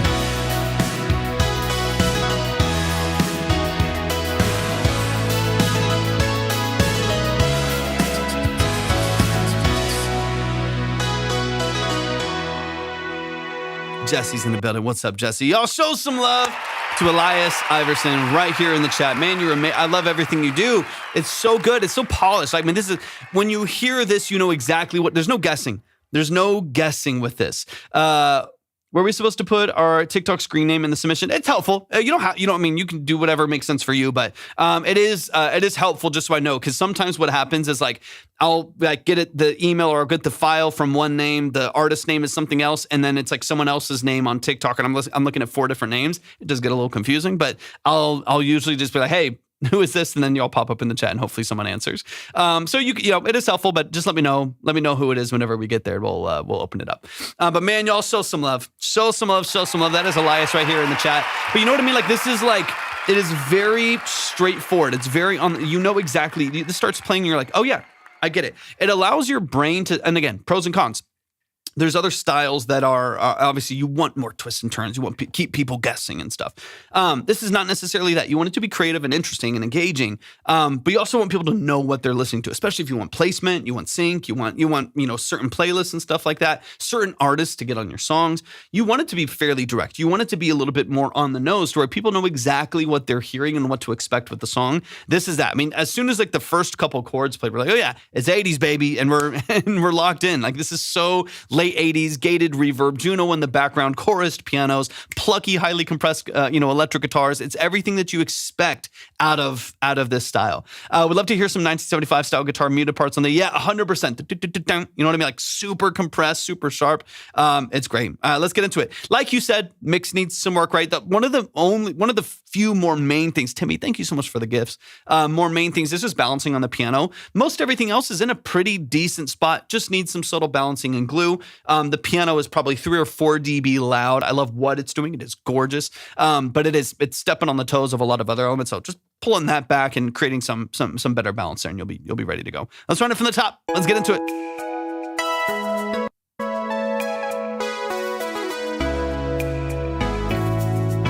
Love the DX7 in the back. Are you playing, or did you just use the plugin for, because I know you have a DX7, right? I gotta get mine plugged in. It's just sitting right there, just lonely, not turned on right now. I gotta get it plugged in right now. That nothing is routed in my studio currently, so none of my synths are on. But man, I miss it. I was like, I want to play it again. Synth tracks, yeah, they just closed. I didn't use it though. Yeah. I mean, I get it. Sometimes you want recall and easy quantizing if you're not routing MIDI more than you want to just go to EP1, right? But man, I do every once in a while. I just really like playing it. I love the key bed on the thing. I think it's such a wonderful synth. But nothing's on right now. But anyways, love the tone early on as well. Yeah, submissions are closed, but we'll be live again tomorrow. So make sure y'all are following. Make sure y'all are tapped in. We'll open up the lines again tomorrow.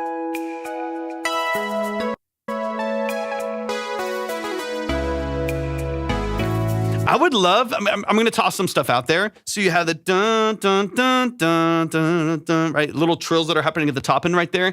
I would love either one or two things. Either that top synth. I know you're following some chords, so this would be more challenging. So maybe not the chords, but maybe layering like a classic like triangle or like sine lead synth over the top.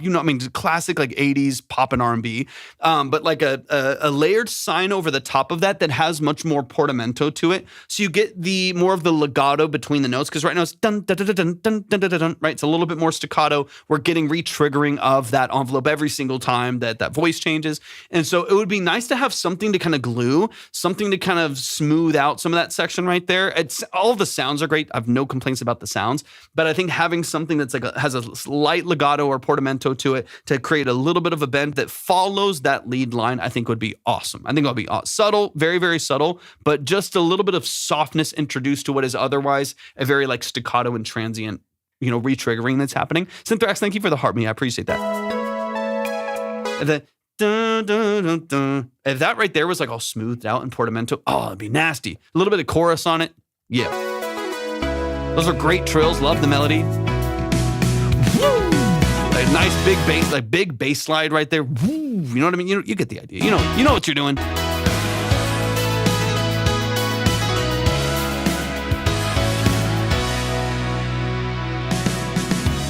Yeah, and then piano, 3 or 4 dB back just to rebalance. I like it.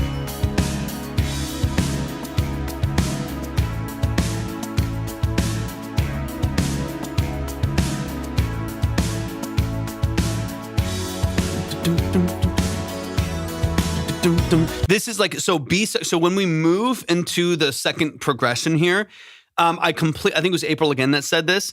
This is where I would love to introduce some of those mute, like palm mute 80s guitar, highly compressed, sharp, bright little mutes right here on the B section. I'll play through the first part of the verse again and like really like incredibly simple, super sharp. Let me play this again. So start here. Keep all this open.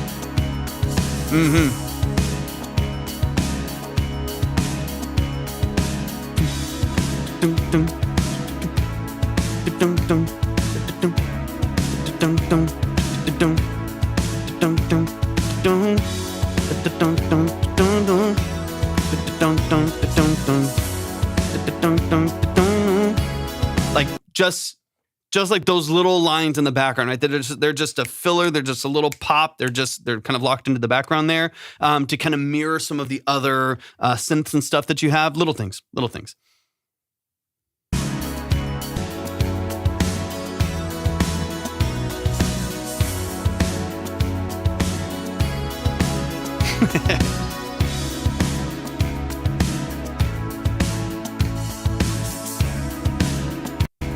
Drums are heavy. I like those.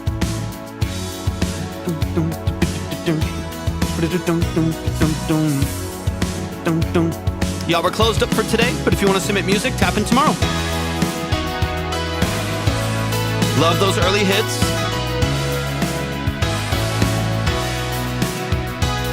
If it's not your music, then it's too big. It's got to be for you. Yeah, so that those melodies don't feel too transient. They don't feel too on the nose and too in your face. If that piano's back a couple dB, this settles enough to leave some space for a lead vocal to come in for sure. All right, let's push a little more.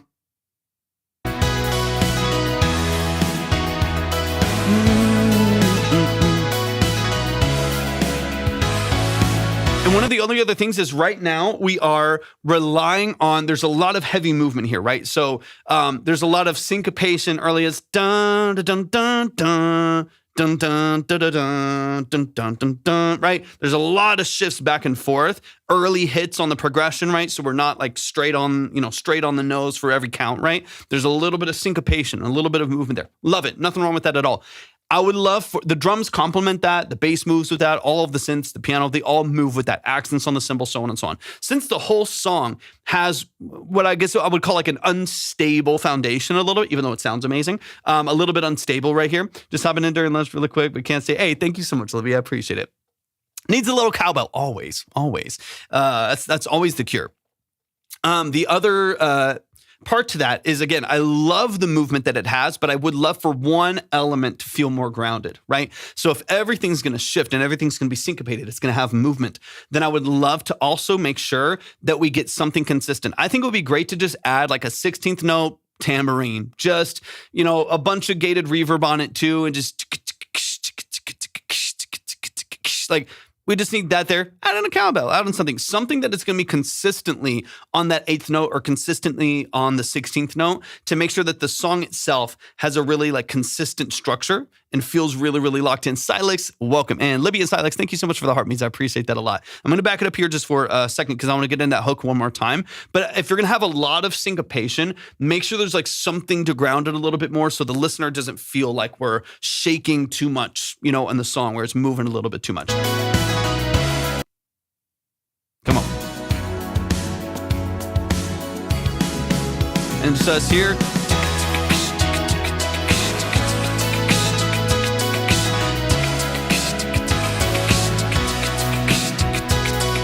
You can hear with my stupid beatboxing, you can hear how even just having a consistent like 2/4 hit and a consistent moving from a shaker or a tambourine, but I would prefer a tambourine because you have a consistent hit there. It actually makes everything the rest of the production has like more context. Like in my opinion, it like smooths out the syncopations. It smooths out those early releases and hits because you have like something that's always moving in the background. It actually makes it feel easier to listen to and less shaky, even though I like everything that's there. So keep all of that there, but have like one element, a tambourine, maybe a arpeggio in the background. You could have,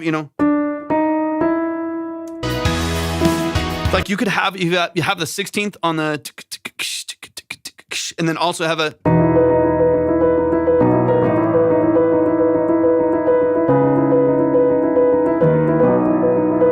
have another 16th on an arpeggio or like a high lead line. So the like top line of the song that's not vocal has these 16ths that are moving in parallel. You know what I mean? Like a plucky high arpeggio moving off the 7 or something close to the E, and then, mirror that with the tambourine in the background. So the core of the song has most of the body of the production moving together in syncopation and early hits, and then a top line that's like really, really consistent with like maybe a pluck or a melody, and a tambourine that kind of drives the rhythm at the top of the song. Rest of this, man, gorgeous. I love everything about it. It's so 80s. It's so consistent. Feels very authentic. It's well processed. Balancing on the mix, glue it all together, man. You're ready.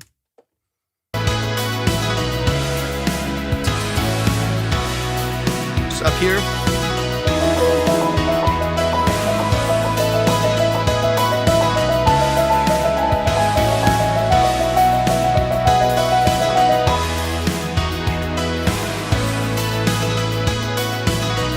So good.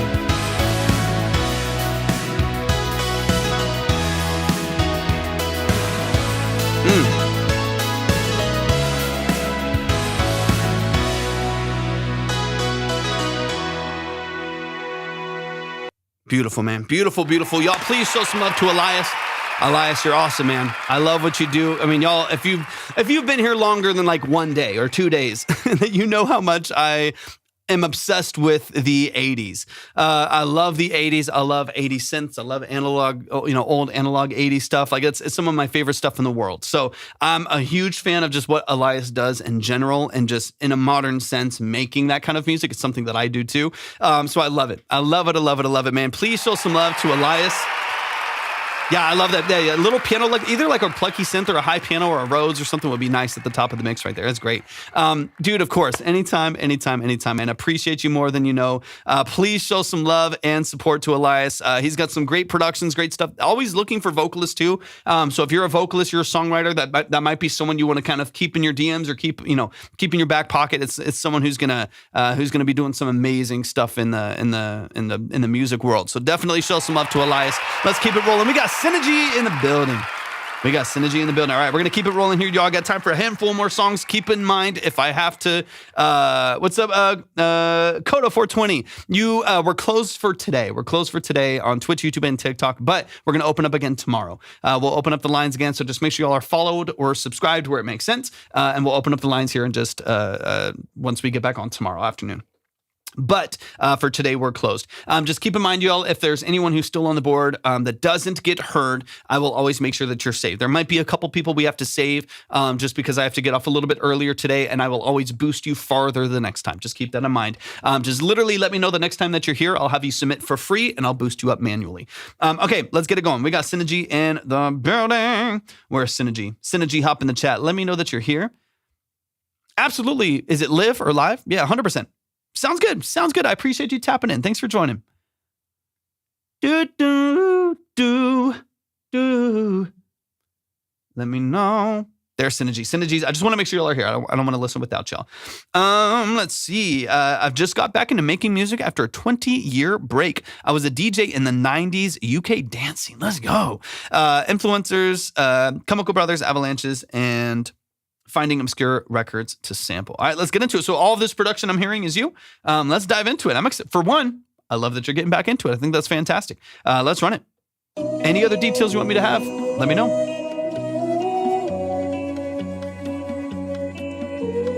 Hey there, it's already super interesting. Where are you going? Hey there, little dreamer, where are you going? I like this already.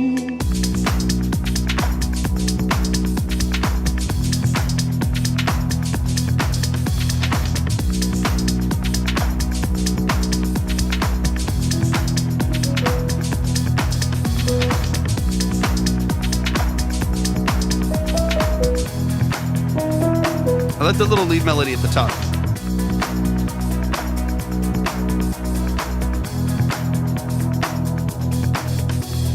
Hey there, little dreamer, where are you going? That's a cool sample.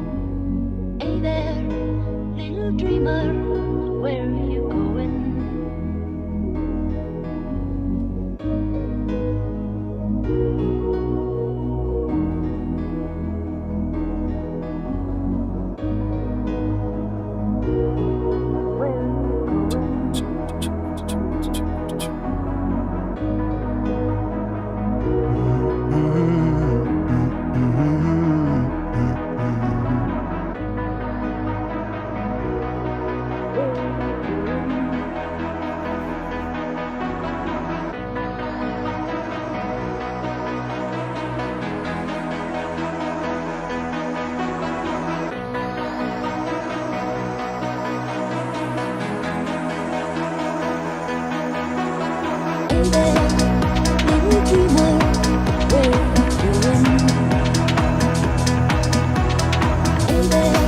Nice. That's cool. It's chill.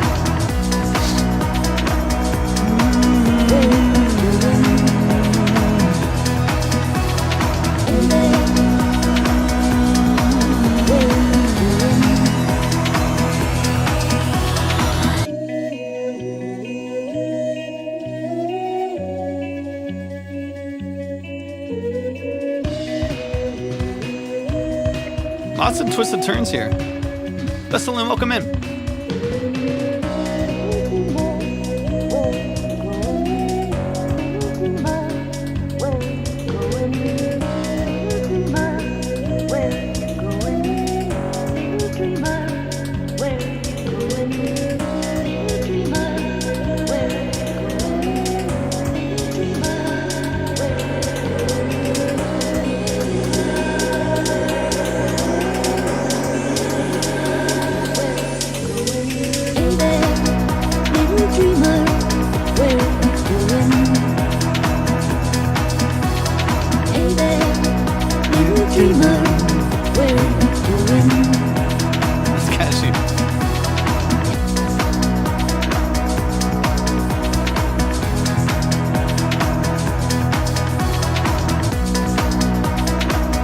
What's up, Danielle? Welcome in. How you feeling? Thank you for the heart, man. I appreciate it.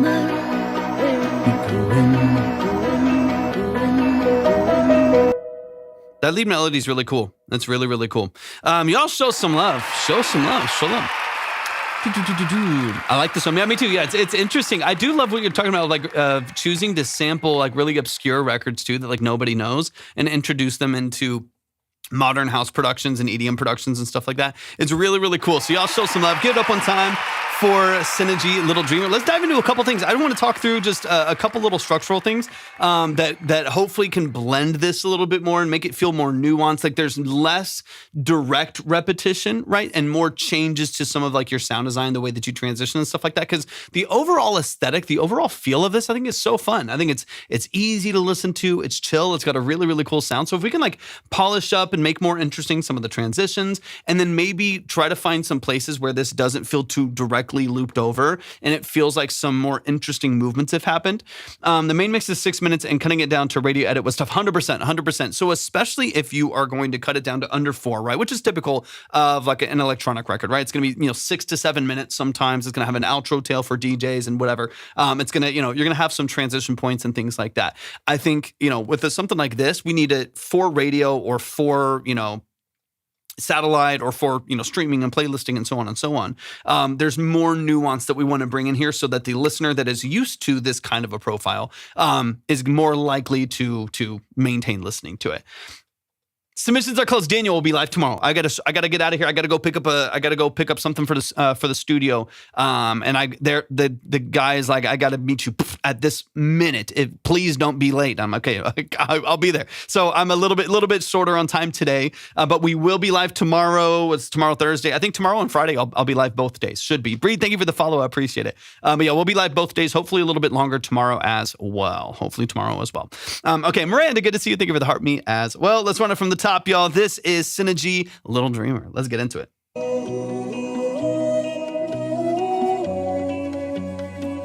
Like, for example, I would love when you'd like, I'm making this up and you don't have to do this when you're cutting this down, right? But a day off from listening to I'll hey, I don't mind, Daniel. I don't mind. I love your music. I love you. And I'm just a fan of music. I mean, think about how many times I hear my own stuff. When I'm working on a production or I'm like melodizing someone's vocals, I trust me that like once a day that I hear y'all's songs for 20 minutes is nothing. It's nothing compared to what I have to do for clients oftentimes. When I found this sample, I just love the vocal and how warm her vocal is. 100%, right? So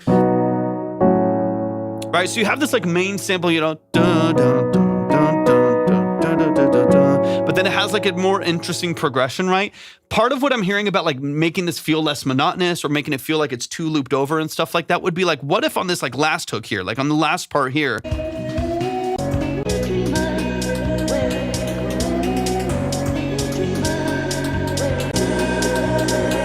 like what if we brought the progression back?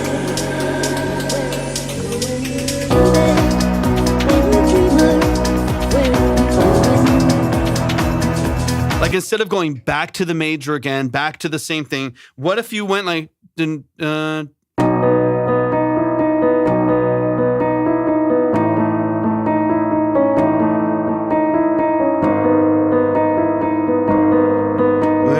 going? Or whatever, or maybe then close it down to the E. Going, dreamer. Right? Bring back some of the tension of the earlier parts of the song because we have that build, right? We have that build on the intro, we have it on the breakdown, but then like that part of the song and that part of the sample, this is part of what I'm talking about of where it feels compartmentalized a little bit, where it's like, here's the intro of the song, but that's like kind of disconnected from the main breakdown, which is kind of disconnected from the verse part over here, which is kind of disconnected from the verse because it's the same as over here. And each section of the song kind of lives in its own space, a bit more compartmentalized.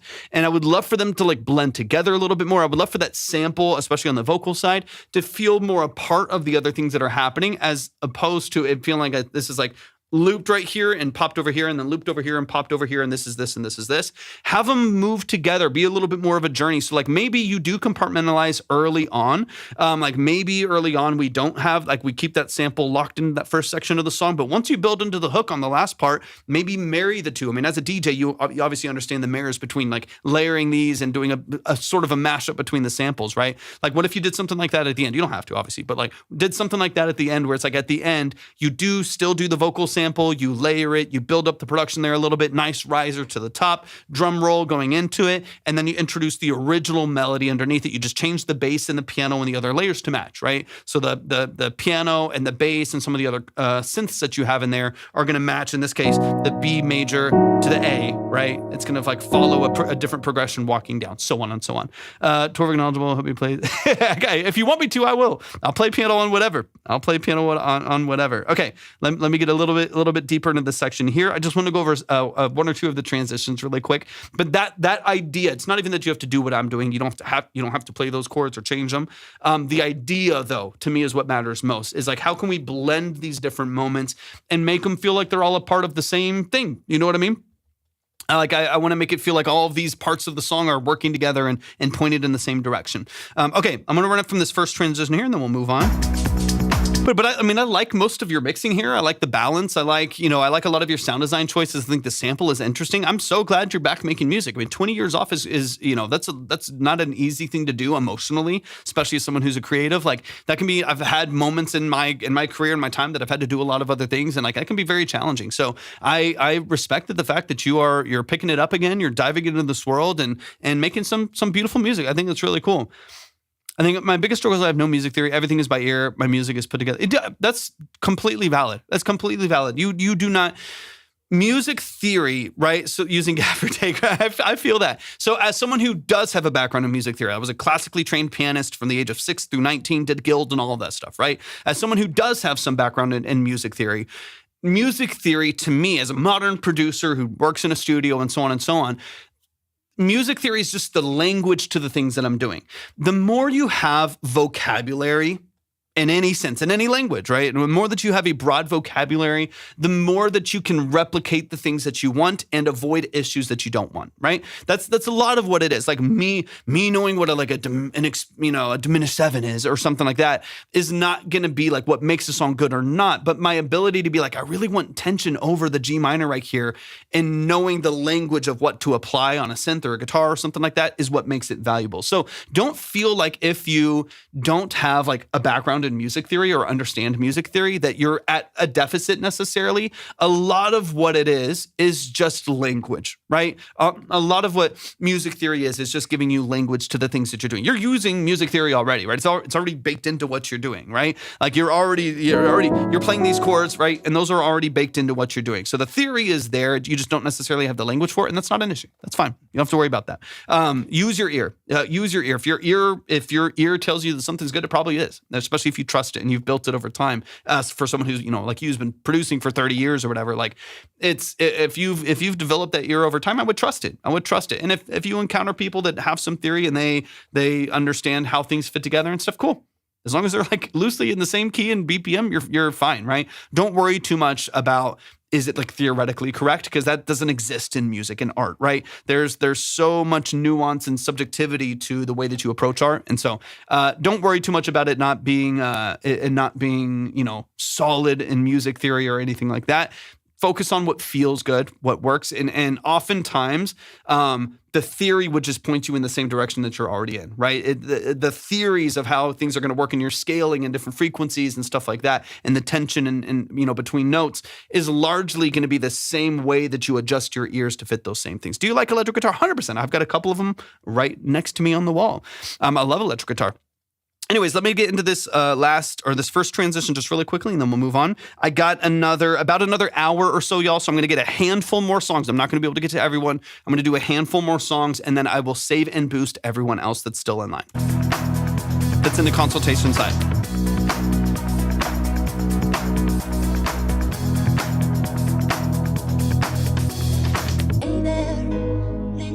So even there, do you see how it's boom? And we go straight into the next little section right here. I would love for like a little bit of a transition. So even if that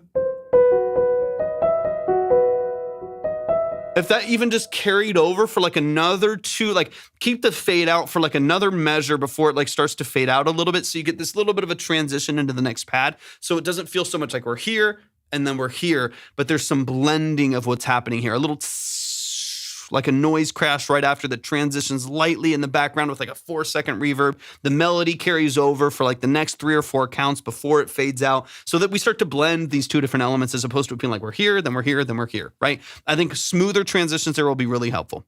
Little dreamer, where are you Yeah. going? So now your intentionality is going to come in now, where you take the radio edit and you make it just as intentional and just as polished as any other part of it. If the 7-minute version is super cool and super polished and interesting, now you have to take that same, now this needs to become its own record, because the people that are going to find this on Spotify are not necessarily the people that are like listening to it at a show, right? And vice versa. Sometimes, of course, the people at a show will find it and then they'll go try to stream part of it. That's cool, right? But a lot of times people are going to find you on your own here on social media. They'll like hear the song, they like it, and they go search for it. And this will be the only version that they know. They're not going to like go and search up longer versions of it. This will be the version that they find and the version that they put in their workout playlist, right? And so for me, I want to make sure that this version, even though it's cut down, right? We've cut a couple of minutes off of it. I want this version to stand on its own. It's got to be able to stand on its own. If you ever made, just like think of like a lot of like pop radio, like a lot of like pop radio and like, you know, rock radio and stuff like that. There's longer songs, right? Like there's plenty of songs out there that are 4.5, 5 minutes as like pop records. They have like multiple phases and stuff, and different phrasing and different progressions, maybe a beat switch and stuff like that. Pop radio, it's 3 minutes, 2.5 minutes to 3 minutes, locked in, ready to go, transition out at the end, right? But they have to make sure that that song is just as intentional and polished as a 3-minute version as it is at the intro of the album, where it's 4.5 with like 2 minutes of pads at the beginning. You know what I mean? So make sure that this record is just as polished and just as intentional as any other version of this record that you might have. Cool, Neumann, which one is that? Thank you, I appreciate it. I love this microphone. I'm obsessed with this microphone. It's a Neumann M147 tube, one of my favorite microphones. Love it. It's been very, very good to me for the last couple years. I'd say it's based on the sample and a boatload of splice samples, zero AI. I love it, man. I love it. And mass collection of beats. Yeah, I love it. I'm a big fan of what you do. Y'all show some love, man. Show some love to Synergy. Synergy, I think you're very talented. You obviously have an ear for it. You understand structure. You understand progression, despite any music theory or lack thereof. Doesn't matter to me. To me, it's not going to be the number one thing that makes or breaks your song. It's going to be your ability to use those ears and do corrective things and transitional things to make this as polished as possible. But I really like your style. I like your style. I mean, this feels very like 80s house in a lot of ways, like 80s, 90s house. Like there's something about it that feels very nostalgic and feels very locked in time, but in a way that I think is going to be really endearing to people. So I would keep doing what you're doing. Keep doing what you're doing, and then just find some ways to be slightly more nuanced and engaging with how you transition, and maybe in some of like your B sections in here and waking them up just a little bit more. But man, I really love what you're doing. I don't, Synergy. I don't. Put me on. All right, let's keep it going. Keep it going. I got a few more tracks in me, y'all. We got Alextasy in the building. Alextasy, hop in the chat. And then, really quick, y'all, I got time for probably last 3, most likely, to be honest with you. Probably last 3. Scatter. What's the name for yours? But this is Feenin. This is Feenin by Alextasy. Because I know you were saying, so April again, I see you. Okay, I see you. You might just squeeze by. Today. I'm going to have to save a couple, but keep in mind, I'm going to keep boosting y'all, no matter how long it takes. So like retrack, I think I might have to save yours again, potentially. Of course, unless y'all feel like boosting, which I don't want you to feel any pressure to do. I'll boost you myself the next time. So if you want to boost, you want to go today, that's up to you. You can definitely do that. Otherwise, I'm going to boost y'all the next time. Either way, retrack, you'll keep going up to. So you'll have another 5 on yours the next time, of course. Anyone who's getting saved. So that might be DDF, retrack. I'll get to as many as I can, but I do have to get out of here pretty much right after these next 3. Okay, Alextasy, this is Feenan. Alextasy, I know your music. Let the chat know what you do. I'm excited to get into it, man. So talk me through, things change as well. So talk me through your role in the production and the mix, so on and so on. All right, and it looks like this is out. So talk me through it.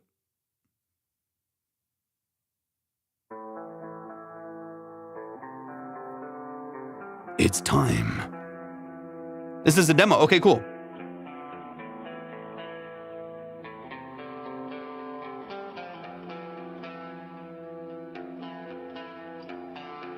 It's It's been so cold, truth be untold. 70,000 views on YouTube though. Did you run ads on it? They low-key envy me. They wanna be like me, but they don't ever see all the things that I see. Nice.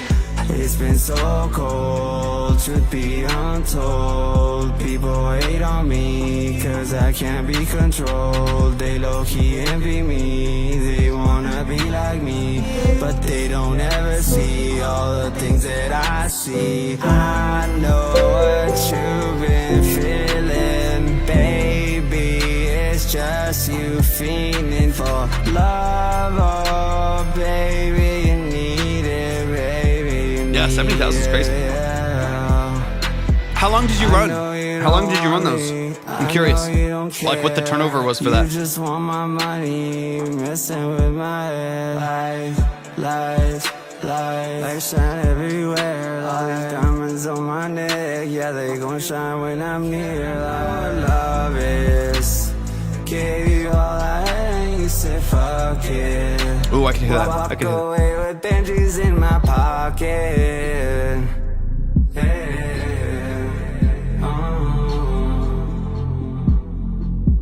Took a hiatus, y'all see now I'm back. Like my girl Amy going back to black. Gave you 3 months. Okay, wow, nice. I'm always interested on like the turnaround and the return on that for people too. So 3 months, couple bucks a day or something like that. And then 70,000 views. Road Warrior, 100%. We're closed for today. We are closed for today, but I'm going to be live again tomorrow afternoon, so definitely tap in. Make sure that you're following, and we'll open up the line again tomorrow.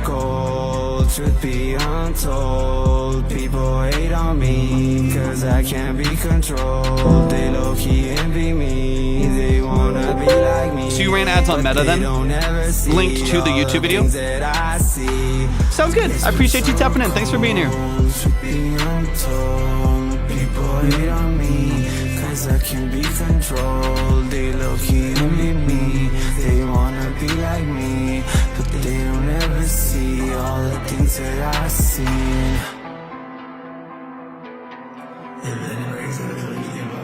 Is this a BeatStars lease? Mixing up the 2-track? Let's go. Y'all show some love to Alexisy right here in the chat. Let's run it from the top. We're moving and grooving. Let's run it. Let's run it. This is Fiendin' by Alexisy. My promotion just can't get into it. Yeah, it's tough. It's another world. I'm not the promotion king or anything like that. I'm not, I'm one of those people that have great ideas for everyone but themselves. It is much easier for me to come up with like, hey, this would be a great thing that you could do to market. And it's like, oh, this is great. That's a creative idea. And then I have zero capacity to try to think about that for my own stuff. For one, I just don't have time. I don't make a lot of my own stuff. I don't have a lot of time or, mental capacity to do that. But marketing your music and promotion is such a different world. It's such a different world. I will say that consistency matters more than how brilliant your idea is. Now, if you can get consistent with decent ideas and decent formats for what you're doing, that can be really powerful. But social media is your billboard. It is your billboard. So if you don't show up, people don't know you exist. And if people don't know you exist, they will never find your stuff. I mean, it's like, oh, duh. It's obvious, right? If you don't show up somehow, if you're not doing events or open mics or performing, or you're doing gigs, or you're paying for ads, whatever it is, right? If you're paying for ads, you're posting on social media, you're getting content, you're whatever, you're interacting with communities, you're joining Discords, you're joining forums, you're posting whatever. Like, if you're not doing that, you don't exist. And I think for most people, that's the biggest challenge. But it's, and one of the biggest pain points, but it's just the reality. If you do not show people what you do, you don't exist. I mean, someone asked me this about how to get audio engineering clients. I think it was yesterday or 2 days ago. I think the last time I was live, 2 or 3 days ago. And they asked, how can I get more like audio engineering clients? I'm trying to mix more and stuff like that. And I mean, I kind of told them a similar thing. It's just, if people don't see you doing what you're doing, you don't exist. You know what I mean? Like if I was not like posting me playing synths, then people wouldn't know that I play synths. And then people hire me for synths because they see me play synths and they like it. Like it's the same thing that happens over and over again. Same thing if you're trying to, bring exposure to your music. It's like, you've got to let people know that you do what you do and hope that they like it. And of course, find it over time. But you got to get yourself out there consistently. It's definitely challenging. But that's one. Okay, really quick bullet point, Alexis, that I would love. I know this is still a demo, so I love that you put this out there and you're getting some numbers behind it too, especially with what you did on Meta. So awesome, keep doing what you're doing. But a couple things before you get past demo stage into finalizing this a little bit more. I would love to select all for most of your vocals, if not big portions of your vocals, and notch them back in the pocket. This beat is slow and it's moody and it's chill, and there's a good chunk of like the second section of your hook and good chunks of your verse that are in front of the pocket quite a bit, like a good 20, 30 milliseconds in front of the pocket. And what it's doing is it's making what could feel chill feel anxious, and what could feel like slow and easy feel like, hyped and energetic, right? Which we don't necessarily want. You want some energy in the mix and the balance, sure. But as far as feeling and aesthetic of the song, we need this to feel chill and feel moody. And if the vocal's rushed, it pulls you out of that pocket, right? And it pulls you out of that feeling. My brain is trying to find the rhythm of your vocal because, again, I'm as a consumer of the music, I want to sing what you're singing. I want to be able to learn the lyrics and learn the rhythms and stuff like that easily as an audience member to your music. And if it's really in front of that pocket, then I'm really listening for the beat and I'm really listening for like where that vocal comes in, so on and so on, as opposed to it just like settling into the production. Now, this is not a one size fits all, right? There's going to be songs out there. Someone's going to be like, hey, this song has 40 million streams and it's way off the beat. Perfect. That's fine. Like, again, nothing in music is one size fits all, but pertaining particularly to this record where we're kind of pulled out of the emotion of it and the feeling of the hook a little bit because those lyrics are rushed, and we're really trying to find pocket as opposed to just listening for the message. I think it would be beneficial to, thank you for the follow. I appreciate that. I think it would be beneficial to settle it. I think it would be, settle it back into the pocket, 20 to 30 milliseconds back, north in the playlist in order to make sure that it's really, really settled. Pocket feels consistent. We're back in the swing. Felt the lyrics in my field. Yeah, 100%. We're close. We're close for today. We'll be live again tomorrow. So if y'all are wanting to submit your music or submit a revision or add your music to the queue, we will open up the lines again tomorrow. Afternoonish. I was this close, but I would love a producer to say, yeah, we'll be live again tomorrow. Is there a way to fit the vocals into the mix if the engineer used the wrong BPM? Oh, well, wait. Yeah. We'll be live tomorrow. Mac, I appreciate you tapping in. Thanks for being here. Is there a way to fit the vocals in the mix if the engineer used the wrong BPM? They would just have to, for one, just, this sounds silly, but like just use the right BPM. Just use the right BPM. Just, find the rhythm of the beat. Reselect the BPM, line it up to the grid, and then it'll be a lot easier. No, you could drop them in. Here's the thing. Preferably your vocals are edited where you want them before you send them to the engineer, preferably, right? You want your mixing engineer to be mixing, for the most part. Now, this is not always the case. It's very rarely the case, to be honest, especially when you're working with like independent artists and, underground artists where, oftentimes I'm doing a lot of editing on the artists that I'm working with, where I'm doing a lot of tuning, I'm doing a lot of editing, I'm doing a lot of like, grunt work in order to get it to the place where I can just start mixing, right? Retiming, retuning, whatever. Ideally speaking, your song is fully produced. So your vocal is what you want your vocal to be. Your tuning is what you want your tuning to be. Your structure is what you want your structure to be. And your mixing engineer just mixes the song. The mastering engineer, if it might be the same person, but masters the song. They're not editing whole swaths of the production because it's, because it needs a lot of editing. So anyways, yeah, dude, I'd be happy to. But anyways, all of that being said, if there's timing issues, I would prefer that these things are done as early in the source as possible.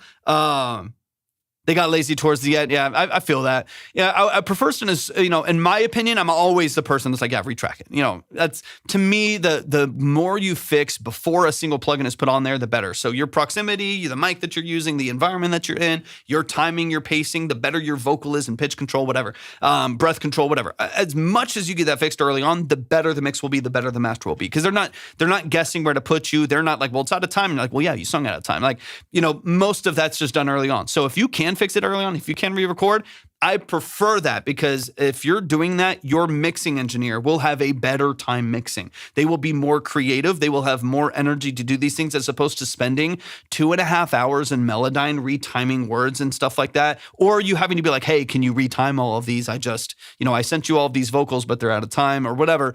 Like that's good. The engineers is doing a lot more work, not being creative and good at their craft and mixing. They're doing production editing, right? They're doing vocal editing. And so anyways, the more that you can do early on, the better. If you want to, just tell them to select all the vocals and move it back 20 milliseconds or whatever. Find some version of that to get those vocals back in time. But that's one of the main things for me. Let's get into it real quick, and then I got to move into these last two songs pretty quick here.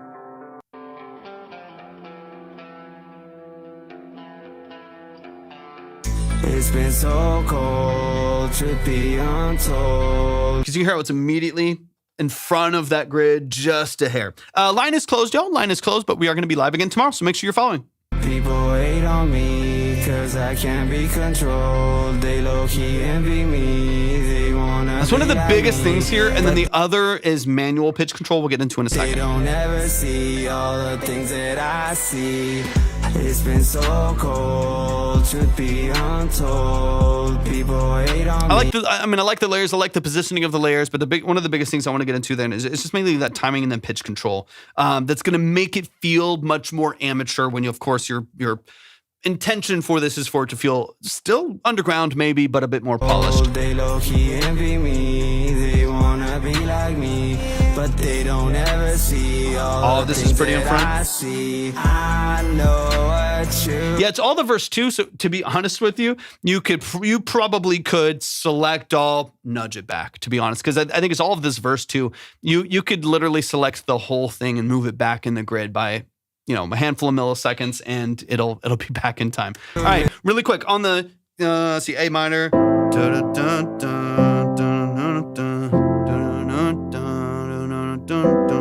Like a very simple melody. Don't mind that. That's fine. I love a good amount of repetition and stuff. It can get a little bit monotonous sometimes. It could be beneficial to have some small changes that happen on the B section, or maybe your last melody has a small change to it. It can get a bit monotonous. It's so chill. Again, pros and cons. It's so chill that if we're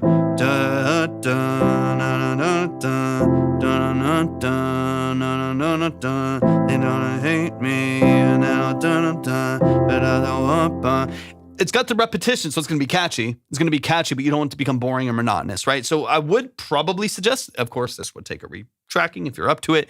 I would suggest some small changes in melody. It can still be incredibly simple, but small changes in melody. Because like right now, and then maybe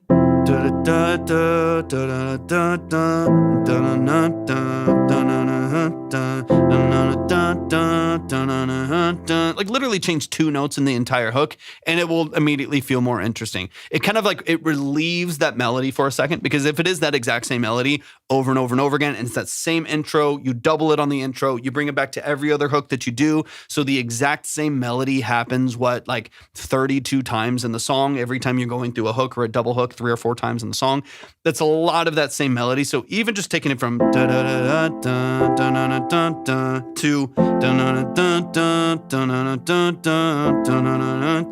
and then go back to it. You can still go back and forth. At least changing one note shifts that energy enough. Thank you for the heart, me. I'll appreciate it. Even just changing one note, it makes it slightly more, barely, but slightly more interesting. Do the same for your ad-libs. Do the same for the background vocals. Make sure the high octaves that you've double-tracked, those also follow a secondary melody. It'll just make it a little bit more interesting to listen to. I would be worried that a really chill, moody, slow song like this can very easily slip to boring by just not having enough variation in melody. So I think even just subtle changes, very, very subtle changes. It's fine to have a really repetitive melody. In fact, it's usually a good thing for most people. In this case, I think it's just a little bit too repetitive of the same range. We have 2 notes between those 2 melodies right there. That being said as well, I would love manual corrections, not just autotune. Autotune's perfectly fine, but I would love to have some manual corrections of those notes as well. Because what you're hearing is the dry vocal being like the raw vocal being halfway between a couple notes, right? So it'll be like there's 100 cents here. It'll be at like 40 cents to 60 cents right here in the middle. And so autotune will kind of correct it up sometimes, correct it down. Sometimes it'll be like halfway in between. Happens for a lot of people, right?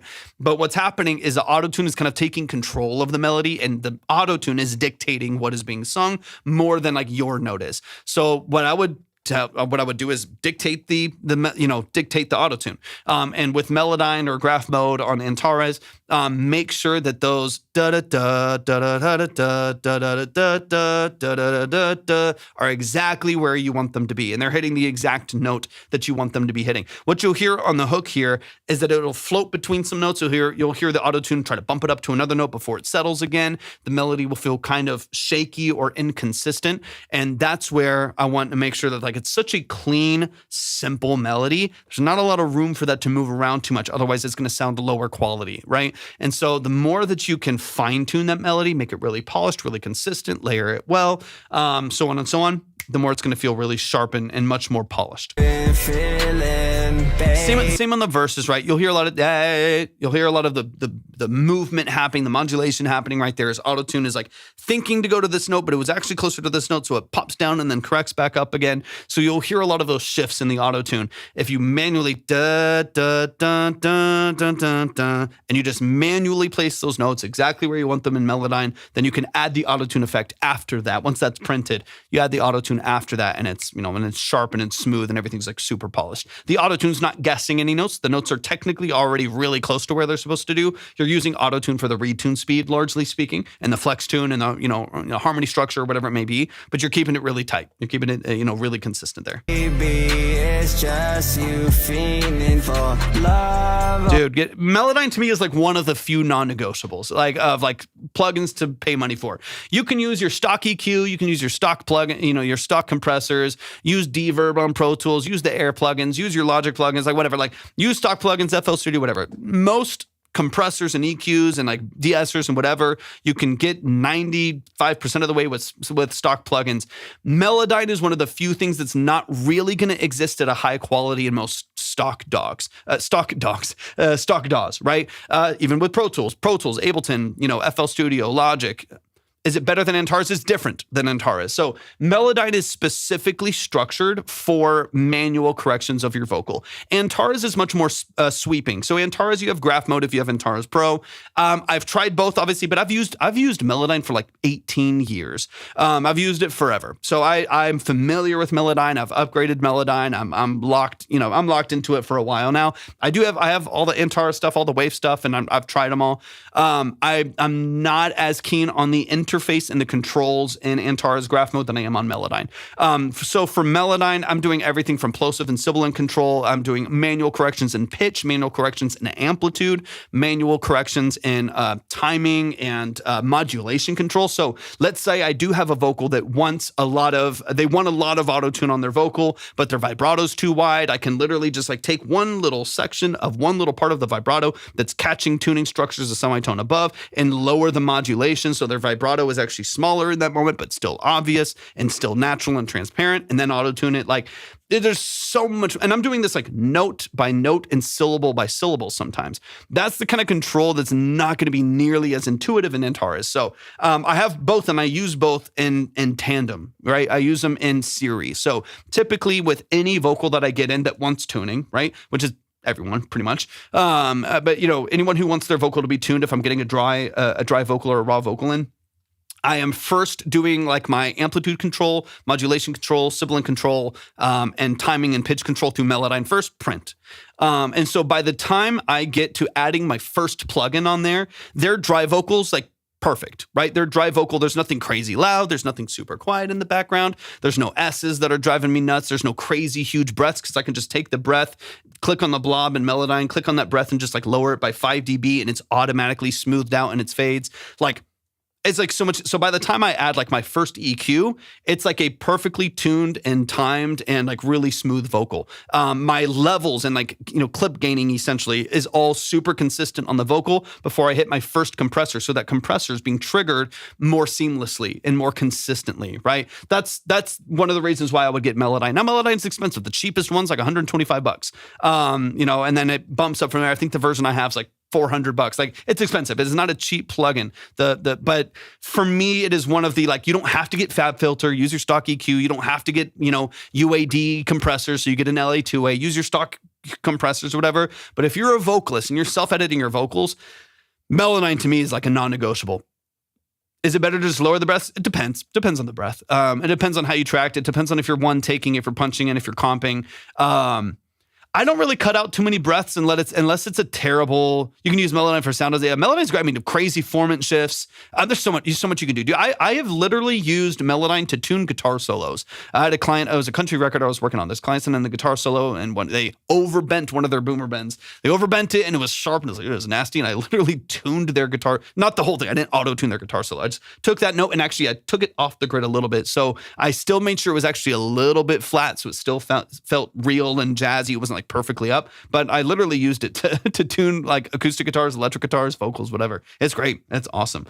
But yeah, with breaths and stuff like that, it just depends. It's very situation by situation. If the breath needs to be removed because it's like, so they're like, they like, forgot to take a breath halfway through their last phrase and their next breath is like massive. And it's like, hey bro, we got to either re-record this or I'm going to have to chop it and fade some stuff in. But most often than not, like I try to keep breaths really natural. But also depends on the style. If this is an EDM record, I might cut a little bit more. But if this is like a vintage, if it's a dream pop record or it's a country song or it's a rock record or, an R&B record, I'll keep most breaths in there and just clip gain. I'll just bring them down a little bit. So they're there. They're natural.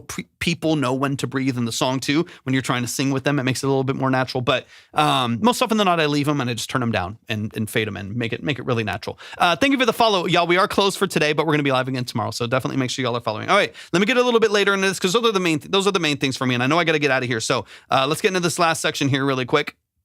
But yeah, for me, timing control, pitch control, and then how you fit all of that together in the mix is going to be the most important things for you. I see it's been so cold to be untold. And you hear that da da da da. You hear it's trying to pop up the auto tune right there. That's where I want you to smooth out those lines and just da da da da right there. Really consistent. Y'all, we are closed. We're closed, but we're going to be live again tomorrow. So to make sure y'all are following, make sure that y'all are tapped in either on Twitch, YouTube, or TikTok, and we'll go live again tomorrow. It'll be early afternoon, most likely. You hear it's like not quite catching that pitch, and so the melody's inconsistent. And again, when you are building your melodies, you are telling people what to sing with you, right? So when you write this song, you write the melody, you write these melodies, you're telling your audience exactly what you want them to sing, right? And so if the melody is really inconsistent, how do they know what to sing? Because they're just going to sing what you sing to them because you're the one dictating that. So make sure those melodies are really consistent, they're really locked in, that they feel right, they're very cohesive with the rest of the instrumentation and stuff like that. Those are the things that are going to matter a lot. Because if the melody's like inconsistent and your pitch is wavering quite a bit, or auto-tune is kind of telling you, auto-tune's telling you what you're singing, the audience is going to have a much harder time latching onto it, right? And making it feel really seamless. So that's why those last little moments matter so much. Y'all show some love to Alexis. Alexis, man, that's the family right there. One of the OGs. I appreciate you so much. Thank you for sending this in. Thank you for your generosity and for spending some time with us today. I appreciate so much what you do. So y'all please show some love to Alexis. Love the feel, love the vibe. Let's really focus on vocal structure, timing, pitch, control, so on and so on, man. All love from this end. Appreciate you so much. Let's get into the last two here. Last two songs. Everyone else will be saved and boosted next time. April again in the building. Grayson Hunter, thank you so much for the follow. I appreciate it. You as well, man. I appreciate it. All right, last two songs, y'all. I gotta get out of here quick, so we're gonna move at a good pace. April again is in the building. This is our next single that's out on the 21st August break. We aren't able to change anything in the mix now, but we are currently writing the album and feel our sound could do with some keys / production in general. I wonder if you could let me know your prices offline. Yeah, of course, I got you. 100%. Yeah, easy. Just shoot me a DM on Instagram so I can make a note of it. Of course, easy. Love what you do and would love to work with you. We've recently been playing on BBC and Kerrang Radio, but feel our sound needs something more than just guitar, bass, drums. Thank you as always. All right, let's get into it. So let me know with this particular record, if there's anything that you want me to focus on, or if you just want me to showcase it to let people know what's coming out to pre-save and stuff like that. But yeah, let me know if there's anything you want me to hone in on as far as the structure of the particular song that's coming out here. All right, let's get into it. This comes out in like 9 days, y'all. So definitely tap in. right, hold on. Let me refresh it. It's loading the audio.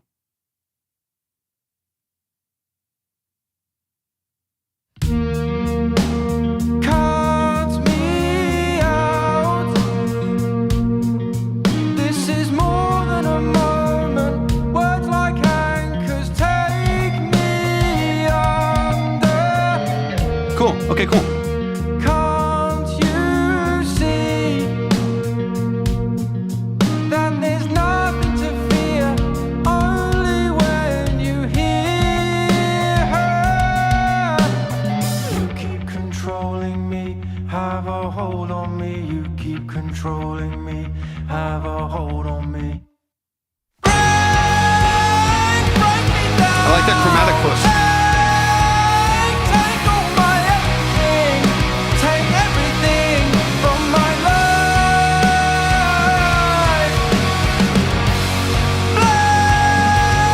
Blame me how you broke me to pieces. I love those lifts on the drums. From my life. Change, I hope you change. Falling insane to the memory of a hopeful moment. Don't fail me now, you're just too proud. Just say how you're taking over. You keep controlling me, have a hold on me. You keep I'm sorry. controlling me. I'm sorry to laugh. I don't mean to laugh. I'm very sorry to hear that. I'm very sorry to hear that. Damn.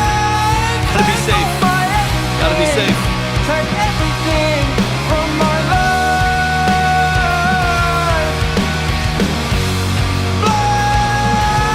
Blame me how it's safe to say that it's over. I like the mix on the drums. And you broke your vow.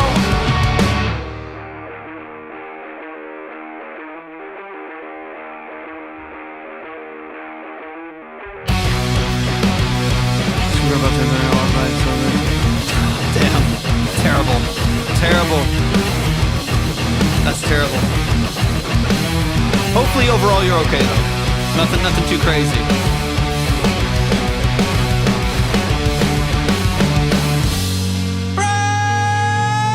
Break me down. Take all my everything. Take everything from my life.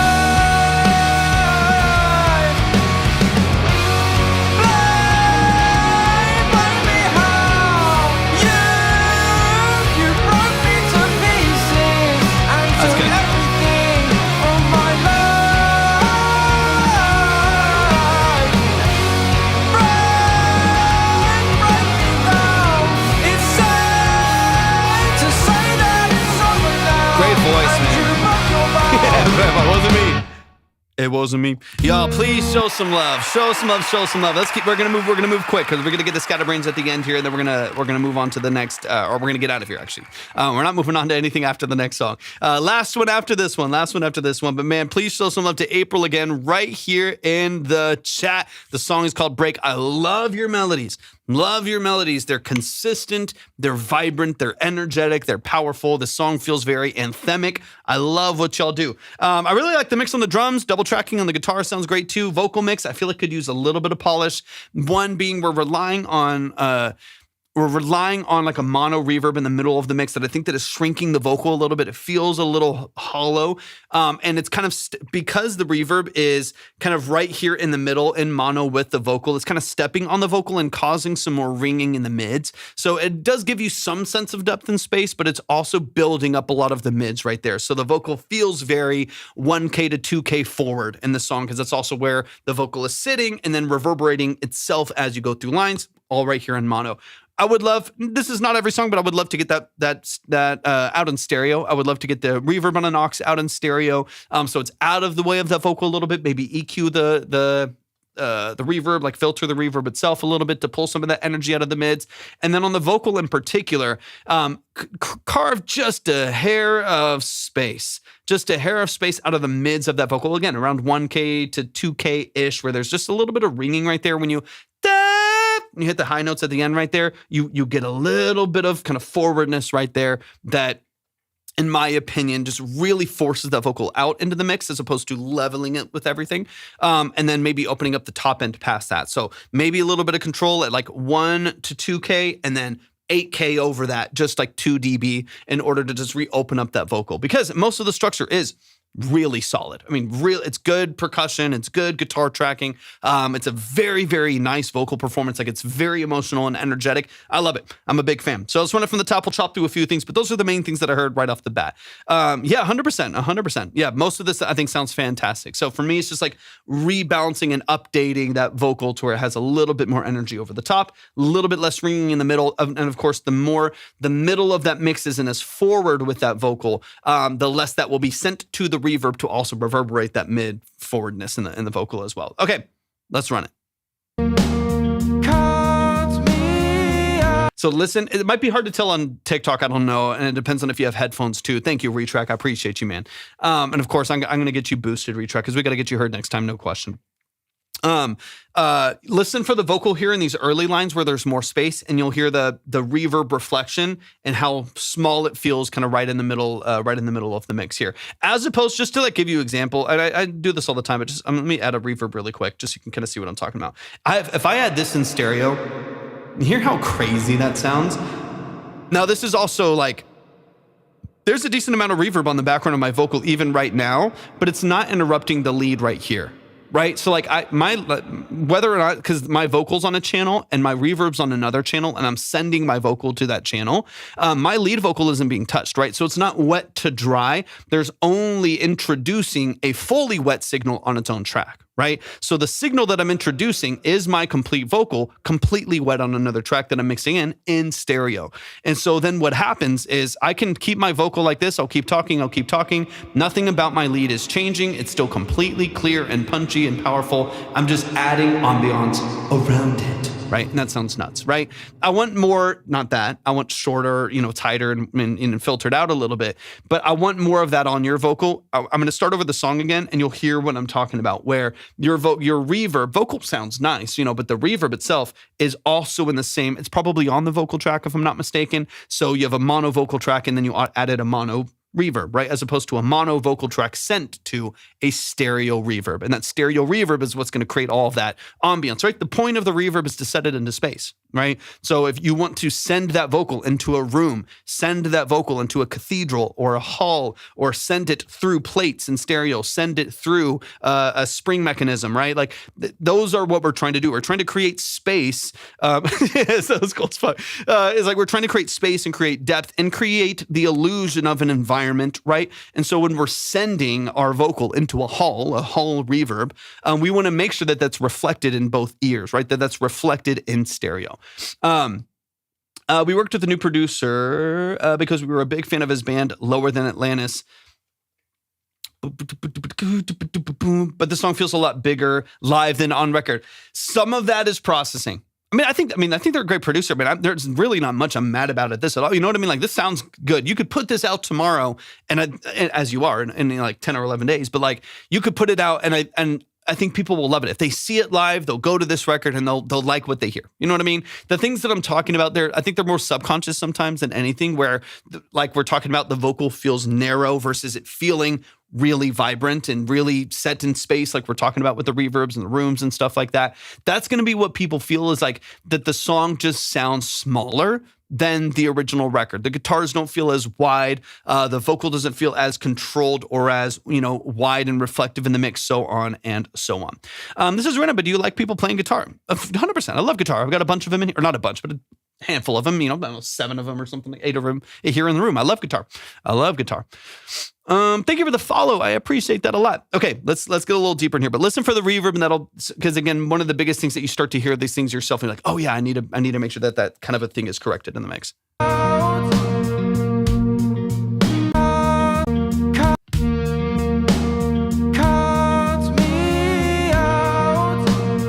right there. This is more than a moment. Words like anchors take me. Right in front of each other. So the reflection is right there in front of the same vocal, right? So that's what I would love. That alone right there. If you did like one thing on this, if you took the exact same production, added a stereo reverb on there instead of mono on the vocal track, if you added a stereo reverb, pulled some of this like 1,000 to 1,500 hertz kind of muddiness that's happening in the mids of the vocal, and then opened up the top at like 8-9K, just a few dB, that alone would transform the way that this feels. Okay, I'm actually gonna give me 2 seconds and we'll get into the next one because that's about it. I'm gonna drop it into Pro Tools just for a second. I just want to kind of show you something real quick. Dude, of course. Those are the main things because the rest of the production I really like. Okay, let me do something. I'm not gonna even pull it up on Twitch or anything. I'm just gonna do this real quick.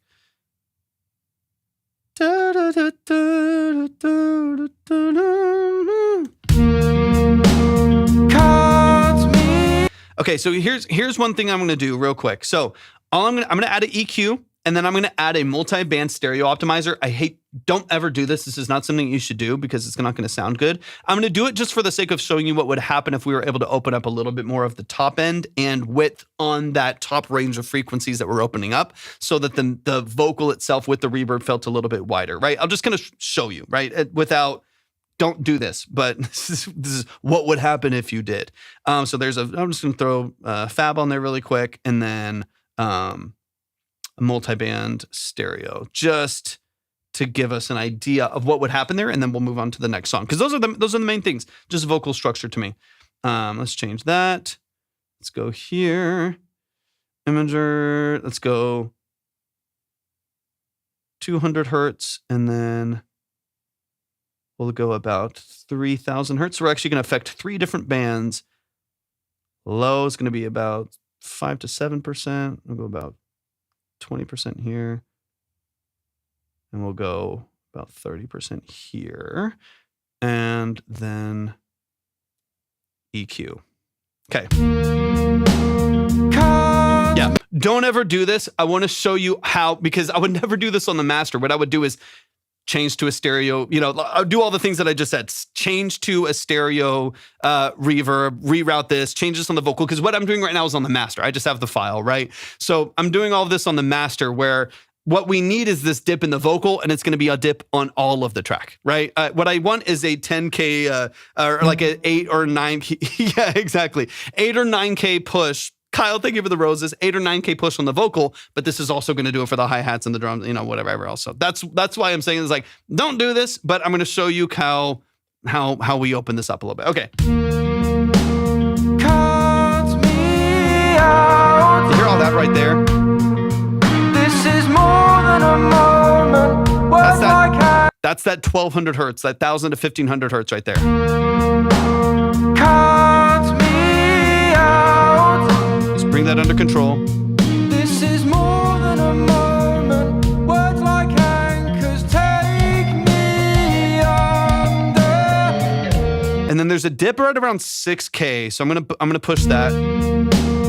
Cut me out. This is more than a moment. Words like anchors take me under. Can't you see that there's nothing to fear only when you hear her? You keep controlling me, have a hold on me. You keep controlling me, have a hold on me. Hear how this opens up? Break me down, take all my everything, take everything from my life. All right, and back. That's the difference. Break me how you broke me to pieces and took everything from my Bro. life. Change, I hope you change. It's like a different feel. Falling insane, over hopeful mode. It's like, it's so different. She is not made food. I'll be making food later. I've been here for 2 hours. Yeah, that's up to you. I don't know where you're at. Dude, that's a different world. That's a different world right there. That opens it up like crazy. Dre, you might have been here. I've talked about this a whole bunch, so maybe someone can help out too. Because I've talked about it the whole time. I might have to save a couple for tomorrow. And then, because if you've been here for 2 hours, you've heard me talk about it. Oh, so you've been here for 2 hours. I've definitely mentioned it then. Then you should be good. Okay, hold on. Let me just double check something real quick. Is that DDF? Is that you, Dre? DDF is you? All right, let's get into the outro here really quick, and then we'll bypass here just really briefly. We'll just bypass. Yeah, I got you. So if you've been here, so you've already heard me talk about boosting it. You've already heard me talk about the ones that'll be saved for tomorrow, and then I'll add more to your credit tomorrow. So if you've been here, you've already heard me talk about that. So you should be good to go. Like, that's a different song.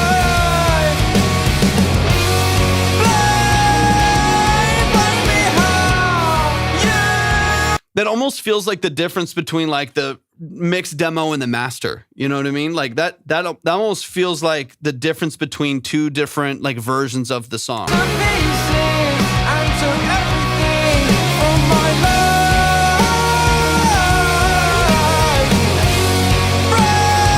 I said don't do this. You could do this and it would already be just a better shot. Thank you for the follow. It would already just would be a more, if you were like putting out the other record versus doing this would already be like a more dynamic mix if you wanted something like this out. Luke, thank you for the follow. Like that, it just wakes it up like crazy. So that what that tells me is it affirms all of the things that we're talking about, where it's like we need to open up top end. We need to control, because to tell you what I'm doing here. So I have the optimization for stereo, so closer to mono or lower, like 200 hertz and below is pretty much all in mono. 200 hertz to 3000 hertz has small spreading, and then 3000 and above has a much broader spread to open up the reverb again on the vocal, like we were talking about. And I'm making dramatic changes on the EQ side to reopen this up. So I have 400 hertz ish up about 2.5 dB, a strong bell curve there, up about 2.5 dB, where that ringing was in the vocal and where a lot of that kind of muddiness was in the mids of the vocal at 1200, 1300 hertz. We're down 4 dB. It's a decent jump. 4 dB that we're pulling out of the mids right there. And on the top end, I'm up 6.5 dB at 6000 hertz and above. Right? So 6,000 hertz as a high shelf. So 6,000 hertz all the way up to 20,000 hertz. I have that up 6.5 dB. That's a lot. Like that's a big jump in high end.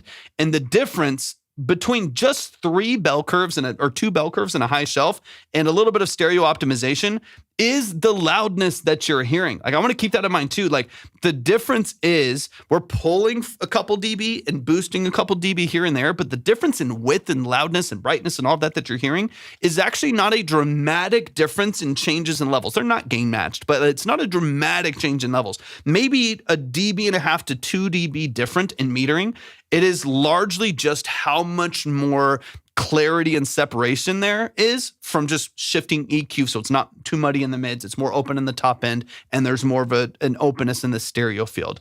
I should have not laughed when you said a high shelf. wait, what did I miss? What did I miss? You probably shouldn't have. All right. Let's get to this last section here just really quick, but hopefully that helps April again. I mean, y'all know that y'all are very talented. Your melodies are beautiful. Your layering is great. The guitars sound awesome. The drums are killer. The vocal structure is anthemic and it's beautiful. I love it. So you're not far off at all. I just would probably get a revision on a record like this, or if you're working with this producer over an album or an EP or something like that, I would probably make sure that you get a good reference for what you're looking for. That way, we can beef it up a little bit. And of course, I'm happy to help with synths and stuff like that anytime. This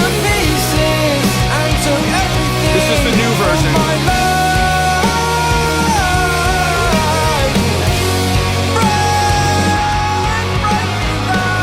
The ringing a little bit. That's killer. It's so good. Yeah, it's so good. It's so good. Y'all show some love, man. Show some love.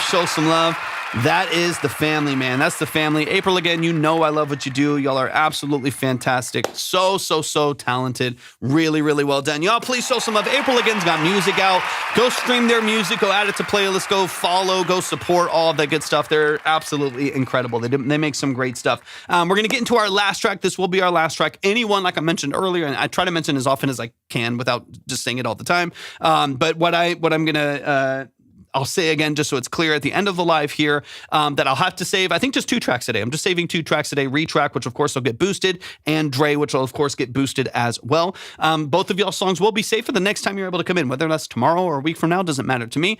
The song will be saved, and when next time that you come in, you'll submit for free, and I will boost you at least another 5. So if you sent in 10, next time you come in, you'll have 15. Retrack sent 10 a couple days ago. He had 15 today. Wasn't able to get heard today just because it's a shorter live. He'll have 20 the next time. I'll always boost you to make sure that you have a higher chance of getting heard as the lines get skipped and stuff like that. 10 years from now, 10 years from now, right? I'll be, I'm very curious what life will look like in 10 years, but yeah, come in whenever, in a reasonable time. But y'all show some love. I'll make sure y'all are boosted. I'll make sure that y'all are where you need to be. It's going great. I appreciate you tapping in. Thanks for joining. All right, this is Bakulama. I hope I'm saying that correctly, but thank you so much for tapping into the stream. Destiny put his guitar in her salad. Talk to me about this record. See if it's a good song in your opinion. So this is very simple. We got Scatterbrains in the building. Very simple prompt here, right? So just see if it's a good song. But yeah, let me know if there's anything you want me to focus on. Let me know if there's anything in particular that you want me to break down. Let people know the role that you play in your music. And this will be our last one for today. Yes, no, same, Slim. I don't think I could hear my voice for that long. All right, let's get it. Avant-garde jazz classical with a few guitar breaks. Let's go.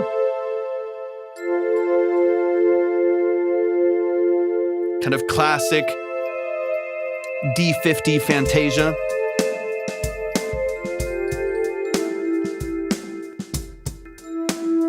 I played something guitar. Okay, cool.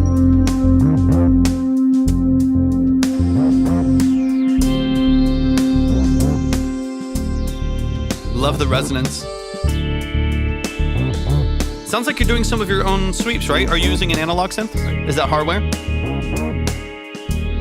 Sounds like you're doing some of your own sweeps. Some LFO modulation there. MPK3 mini. Okay, cool. Nice job. Yeah. That's what I was hearing. It's like there's definitely a lot of movement here, which is great. Using your mod wheel to introduce the modulation.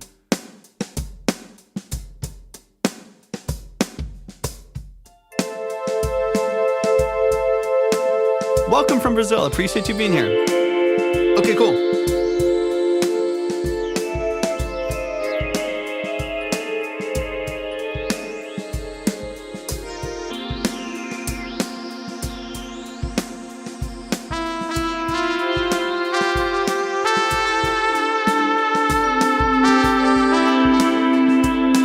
No worries.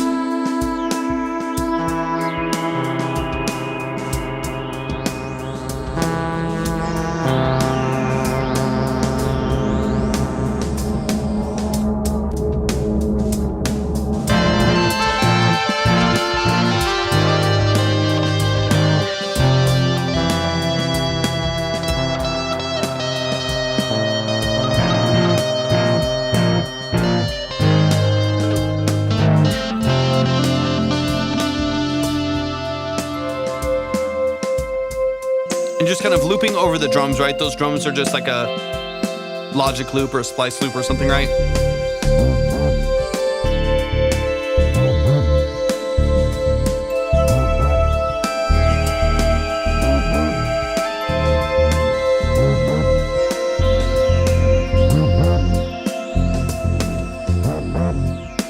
I like the portamento on that bass end. Okay, cool.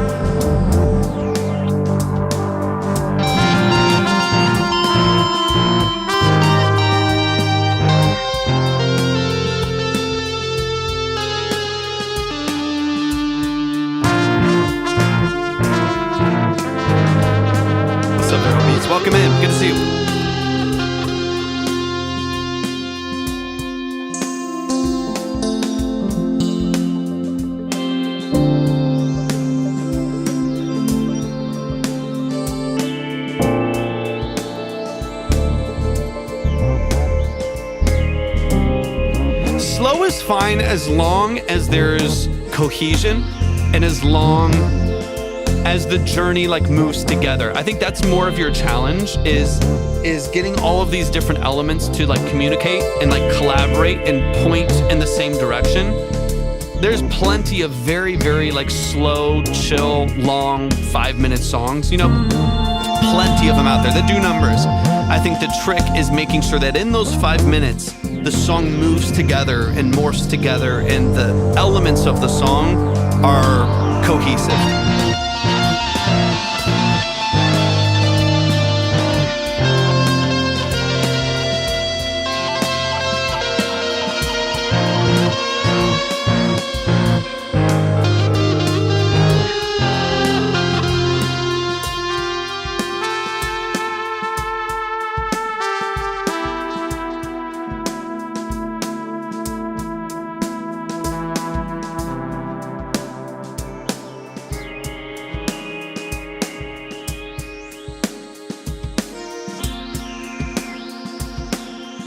Yeah, that's the main thing. Not timing specifically, but that's one of the main things that I want to talk about. Thank you, Veril. I appreciate it. I'm still building it out. It's pretty simple right now. A couple synths and it's an old mixer, like a vintage Radio Shack mixer. Y'all show some love, man. Show some love to Scatterbrains. Yeah, right now this rack is still. I have 3 racks in here right now. 2 of my side carts are still being built out. And then this high rack, it's like a 45U rack. It's like an old server rack. I'm still building out. This is like my music rack. So some processing over there, effects and stuff like that. But it's largely going to be for other music. So like rack mounted guitar amps, stuff like that. But yeah, it's 3. Right now I have 3 synths over there. This it's like a vintage Radio Shack mixer that I'm just going to use to crush things. Just like tracking guitar through there and turn it all the way up and lower the output. Just to create some like nasty, terrible sounding guitars. It has a built-in like tape delay and stuff like that. It's killer. I love it. I love terrible sounding things that are used very intentionally and purposefully. And then at the bottom, I have it's a vintage ART Proverb, like an old vintage 80s reverb unit. And then on the floor, I have my guitar amp head, or the bass amp head is the Kilo 1000. It's great. Where do I send a track? We're closed for today. This is our last song, actually, that we're getting into now. But we are going to be live tomorrow, so definitely tap in. I'm not positive on the time. It's usually early afternoon, but I will definitely be live tomorrow. So tap in then. Make sure that you're following, and we'll open up the line again. We'll take a fresh batch of music. Grandpa, if you see it in line, you can see the queue at the link in my bio where you went to submit. If you see it in the line, then you're in the line. When we open up the line tomorrow, especially if you're in the free line, it's a clean slate. Because if we kept everyone, there would be 30 to 40, new people in the free line every time, and you'd be like number 400 on the list, or thousands. you'd be like number a couple thousand on the list if we had to keep everyone from each live stream to keep going. So the line will start fresh tomorrow. When we come in, it'll start fresh. All my tools are pretty old as well. Guitar went through an old box tube amp. Dude, I love it. Fallon, good to see you, Fallon. How you feeling? It's good to see you. Yeah, I love old stuff. That, like, for me, it just comes down to using the tool, right? An old Vox tube amp. Dude, I have an old Vox. Well, it's not old, it's new, but this Vox tube amp over here. Actually been following since January 26th. I don't remember that. Well, Farrell, thanks for tapping in. I appreciate you being along for the ride the last 7 or 8 months. That's killer. I appreciate you tapping back in. But yeah, I have an AC-15 right here next to me. I love it. It's a special edition, the red one.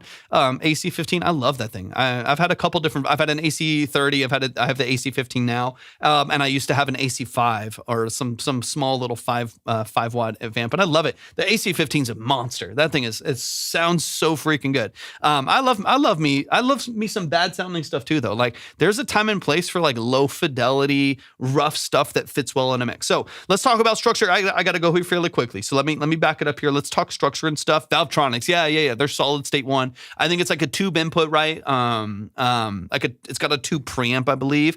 And then a solid state for the rest of it, I'm pretty sure. It's like they're emulating tube, but without full tube circuitry.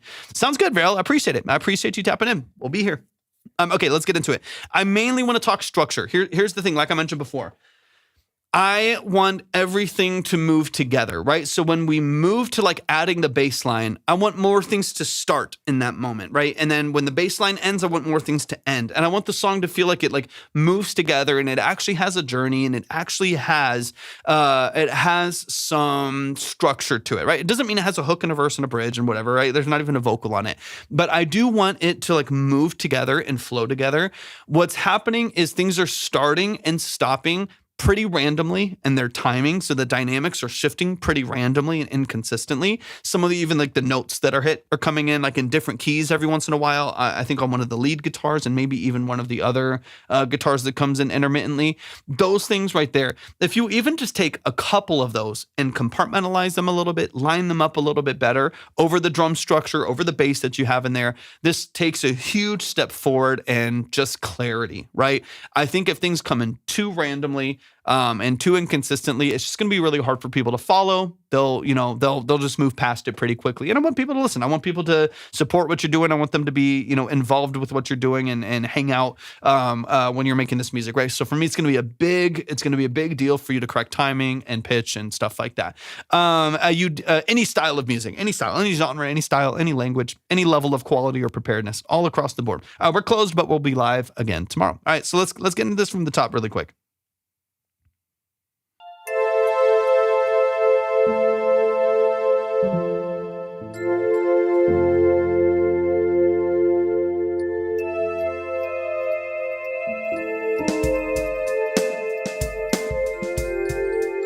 So then this starts kind of going a different direction. So I would love for this, if you're going to do these really like kind of, if you're going to have some like really interesting chords and stuff in there, you got to be pretty consistent with them, right? So if we're going to be here, this just starts on like an F major. You could, if you're going to put vocals for me, then it's a non-negotiable that things are compartmentalized a lot better, because otherwise it already is a little bit noisy and chaotic in some ways, and maybe some ways intentional, but like there's already a lot of twists and turns that are going to be difficult for people to follow. If you then add in new rhythms, new melody, new whatever, it's that much more amplified. It'll just feel busy. So, but if you can clean this up, then I think you can make something interesting. So in this example, let's say your verse, right? This early section of the song is F major to A minor, and you want to add some kind of interesting textures in there, some accidentals on the D sharp and stuff like that, then make it really consistent. So 2, 3, 4, 1, 2, 3, 4.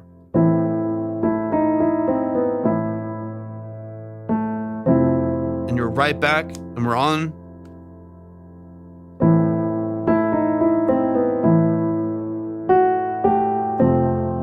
And we just kind of go back and forth, and then you add in another synth.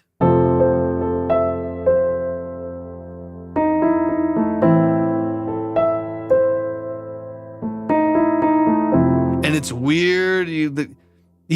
So the things that are happening are not all like terrible things that are happening, but when they happen, how they happen, the order that they happen in are the things we need to compartmentalize a little bit, right? It can feel interesting and classical, but even the most classical, like I had some, like one of my senior pieces was a Rachmaninoff piece. One of my last piano pieces that I did was a Rachmaninoff piece.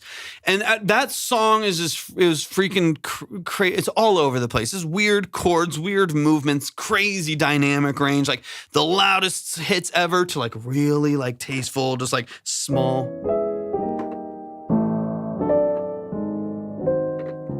Right? Like I had a lot of like really interesting stuff. Like that's cool.